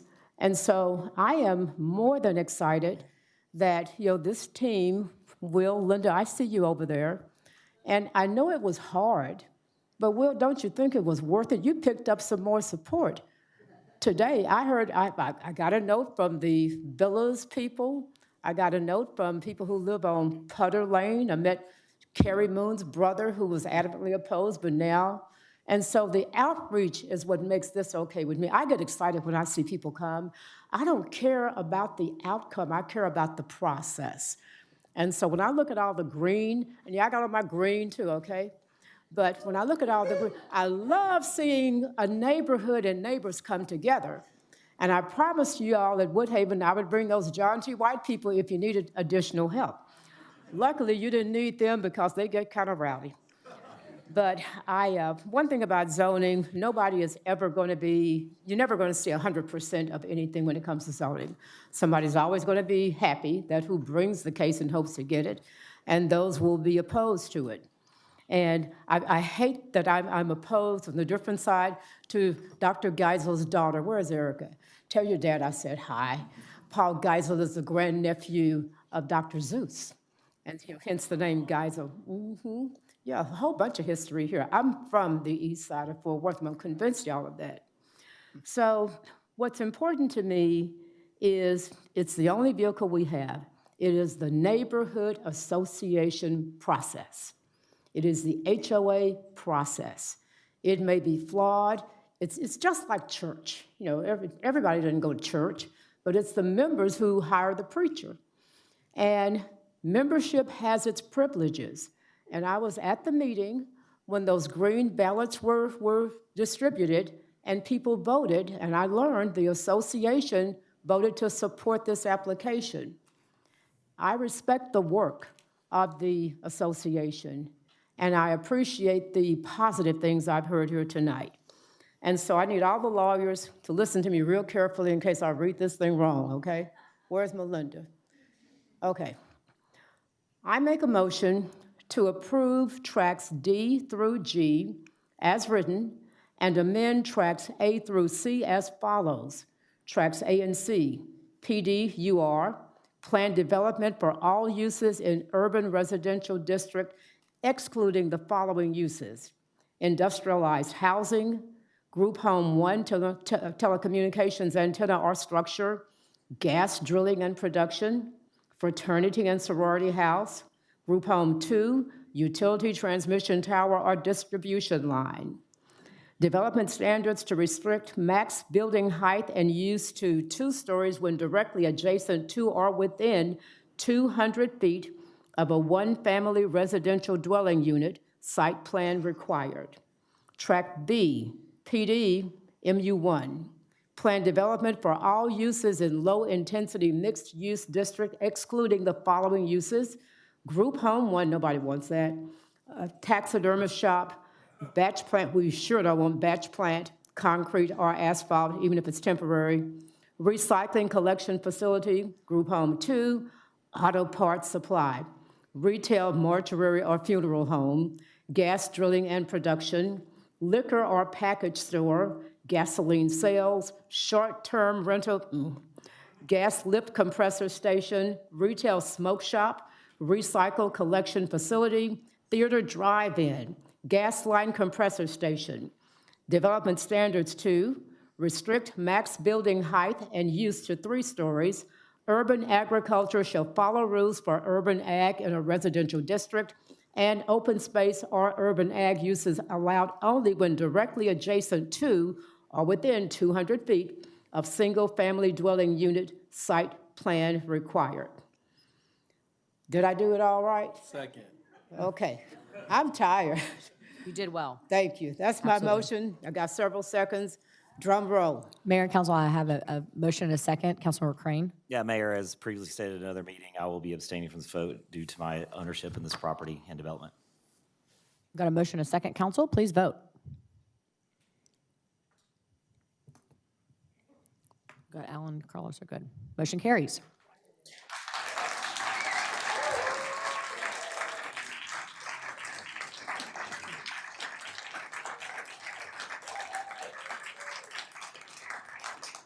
Now, Our all of next y'all can case- go home. All right. Our next case is ZC-24-120. Mary Nell is our one speaker on this item. She says she's good, barely. Councilmember Williams. Ian. Mic check. Hey, Mary, now, I think it'd be good for you just to give an overview of this project, if you don't mind, just really quickly. Just for the record, that's all. Good evening, Mary Nell Poole, Town Site 2918 Wingate here in Fort Worth. This is a 5.5 acre site that is currently intensive commercial that backs up to residential. And we are planning to build a gated community that will be 50 duplexes that will have 2 accesses, one off of West Reisinger and one at the back of the property. We worked very closely with the HOA that directly abuts us to ensure that this integrated well with their community. And these will be 2-story next to the residential and 3-story that is closer to West Reisinger. So we are very excited to be offering, I think, one of the first gated communities in this area, and excited that we work so well with the neighbors out here. Thank you, Mary Nell. Thank you. Thank you, Mayor. Now, with that, I move to approve. Motion and a second. Council, please vote.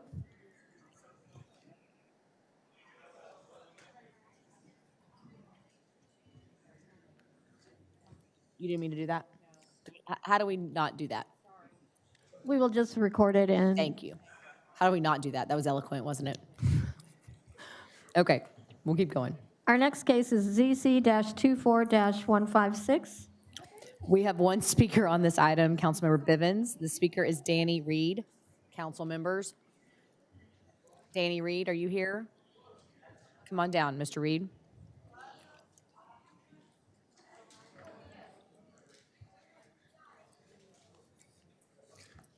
My name is Danny Reed. I live at 6317 Meadowbrook Drive in Fort Worth, Texas.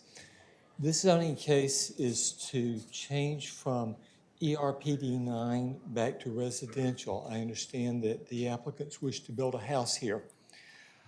There used to be a house on this lot, and there used to be one on the lot next to it.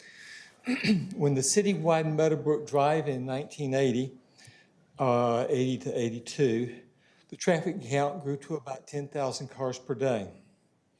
In 2 zoning cases, Z85-233 and Z86-43, the city council determined that this lot and 7 others on Meadowbrook Drive were no longer suitable for residential purposes. Unfortunately, they weren't suitable for commercial purposes either because of the negative impact on the residents adjacent to this on Lambeth Lane. So, as a stopgap measure, the City Council changed the zoning to ERPD 9. According to the North Texas Council of Government, the traffic count has now grown to about 17,000 cars per day in 2014. When the Southeast Connector project is completed, it will only increase even more. This lot and the 2 lots on either side will be in a turning lane on Meadowbrook Drive when the Southeast Connector project is completed. Meadowbrook Drive will be elevated at this point, and TxDOT has said that they're going to deny access to it from Meadowbrook Drive. I wanted to be sure the council had that information, and I'll be happy to answer any questions you may have. Thank you. That's the conclusion of our speakers. Councilmember Bivens. Thank you. I watched that zoning meeting, and I am very comfortable making a motion to support the zoning commission. And with that stated, I move for approval of zoning case ZC 24-156. Motion and a second, please vote.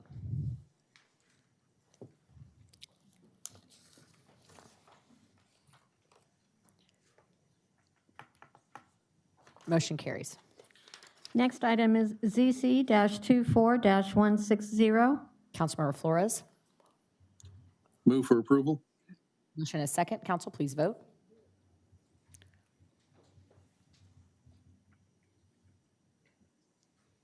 Motion carries. Next item is ZC-24-164. Councilmember Flores, we have a few speakers on this item, but I don't believe there's any opposition. All right. I think they checked only if there's opposition. Oh, I see. Okay, thank you, Mayor, for that clarification. Appreciate everyone's input on this case. Move for approval. Got a motion and a second. Council, please vote.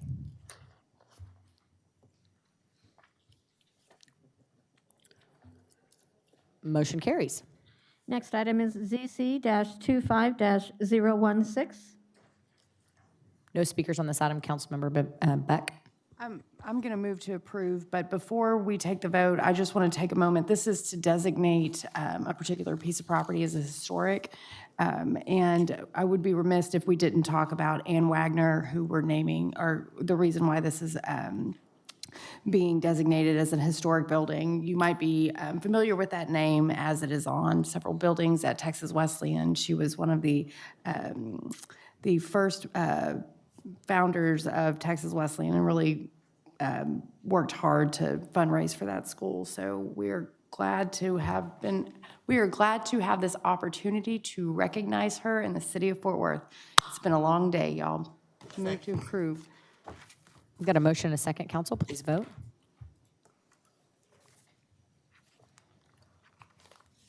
Motion carries. Next item is ZC-25-019. We have no speakers on this item. Councilmember Flores. All right, it's good to see that on Grand Avenue, where there are a lot of historic homes, we get a historic designation for a home. Move for approval. Got a motion and a second. Please vote.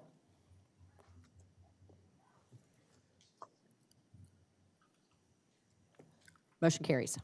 Next item is ZC-25-020. We have one speaker on this item, Councilmember Flores. Daniel Day, Laura O'Neill. I'm sorry if I mispronounced your name.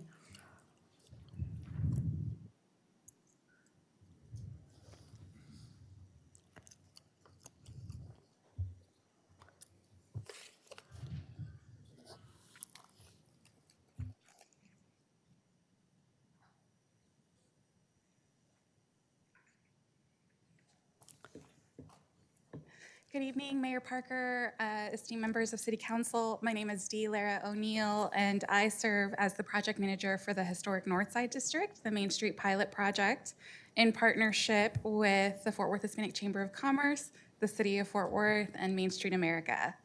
I'm here today to express my support, as well as that of the Main Street Pilot Project's advisory board for the rezoning and historic designation of 1434 North Main from industrial to mixed use. Through the work of our Main Street pilot, we have facilitated community asset mapping workshops, zoning discussions with community members, and several other community meetings to better understand our community's priorities for the district. One key takeaway from these efforts is the importance of revitalization that respects the character of the corridor while ensuring long-term economic sustainability. This rezoning effort and historic designation would help achieve this balance. The current industrial zoning does not reflect how North Main functions today, nor how is it envisioned for the future. A mixed-use designation provides a more appropriate framework for investment while maintaining the building's historic integrity and respecting the character of both the corridor and the district. 1434 North Main, when it was constructed in 1946, at one point housed a barber shop, a bar, a package store, and a hotel on its second floor. According to a National Register survey of the historic marine corridor, it's notable because it's potentially the first construction in historic marine that was created by an Hispanic person. This request supports an approach that fosters responsible revitalization, ensuring that future growth strengthens economic opportunity while remaining compatible with the surrounding area and the neighborhood. On behalf of the Main Street Pilot Project, I encourage you to support this rezoning and designation request, aligning with the broader efforts to preserve catalyzed investment in Northside and to sustain the North Main corridor. Thank you so much for your time and consideration. Thank you. Councilmember Flores, that's the conclusion of our speakers on this item. Move for approval. A motion and a second, please vote.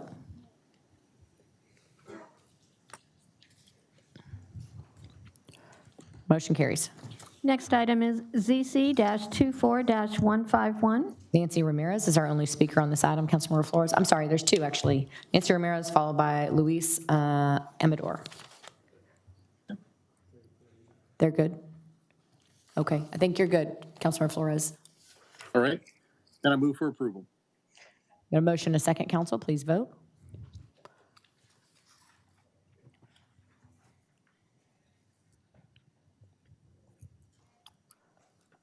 Jared, try again.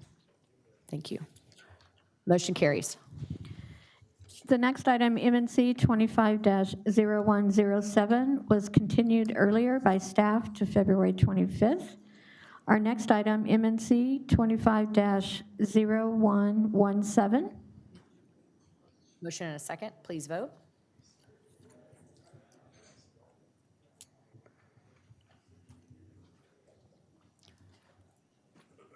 Chris, try again.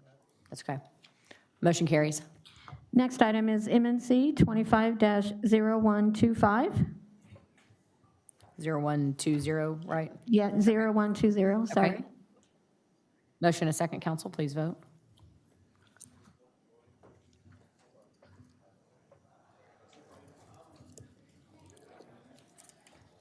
Motion carries. Mayor, that concludes all of the action items. Thank you, council, and meeting is adjourned.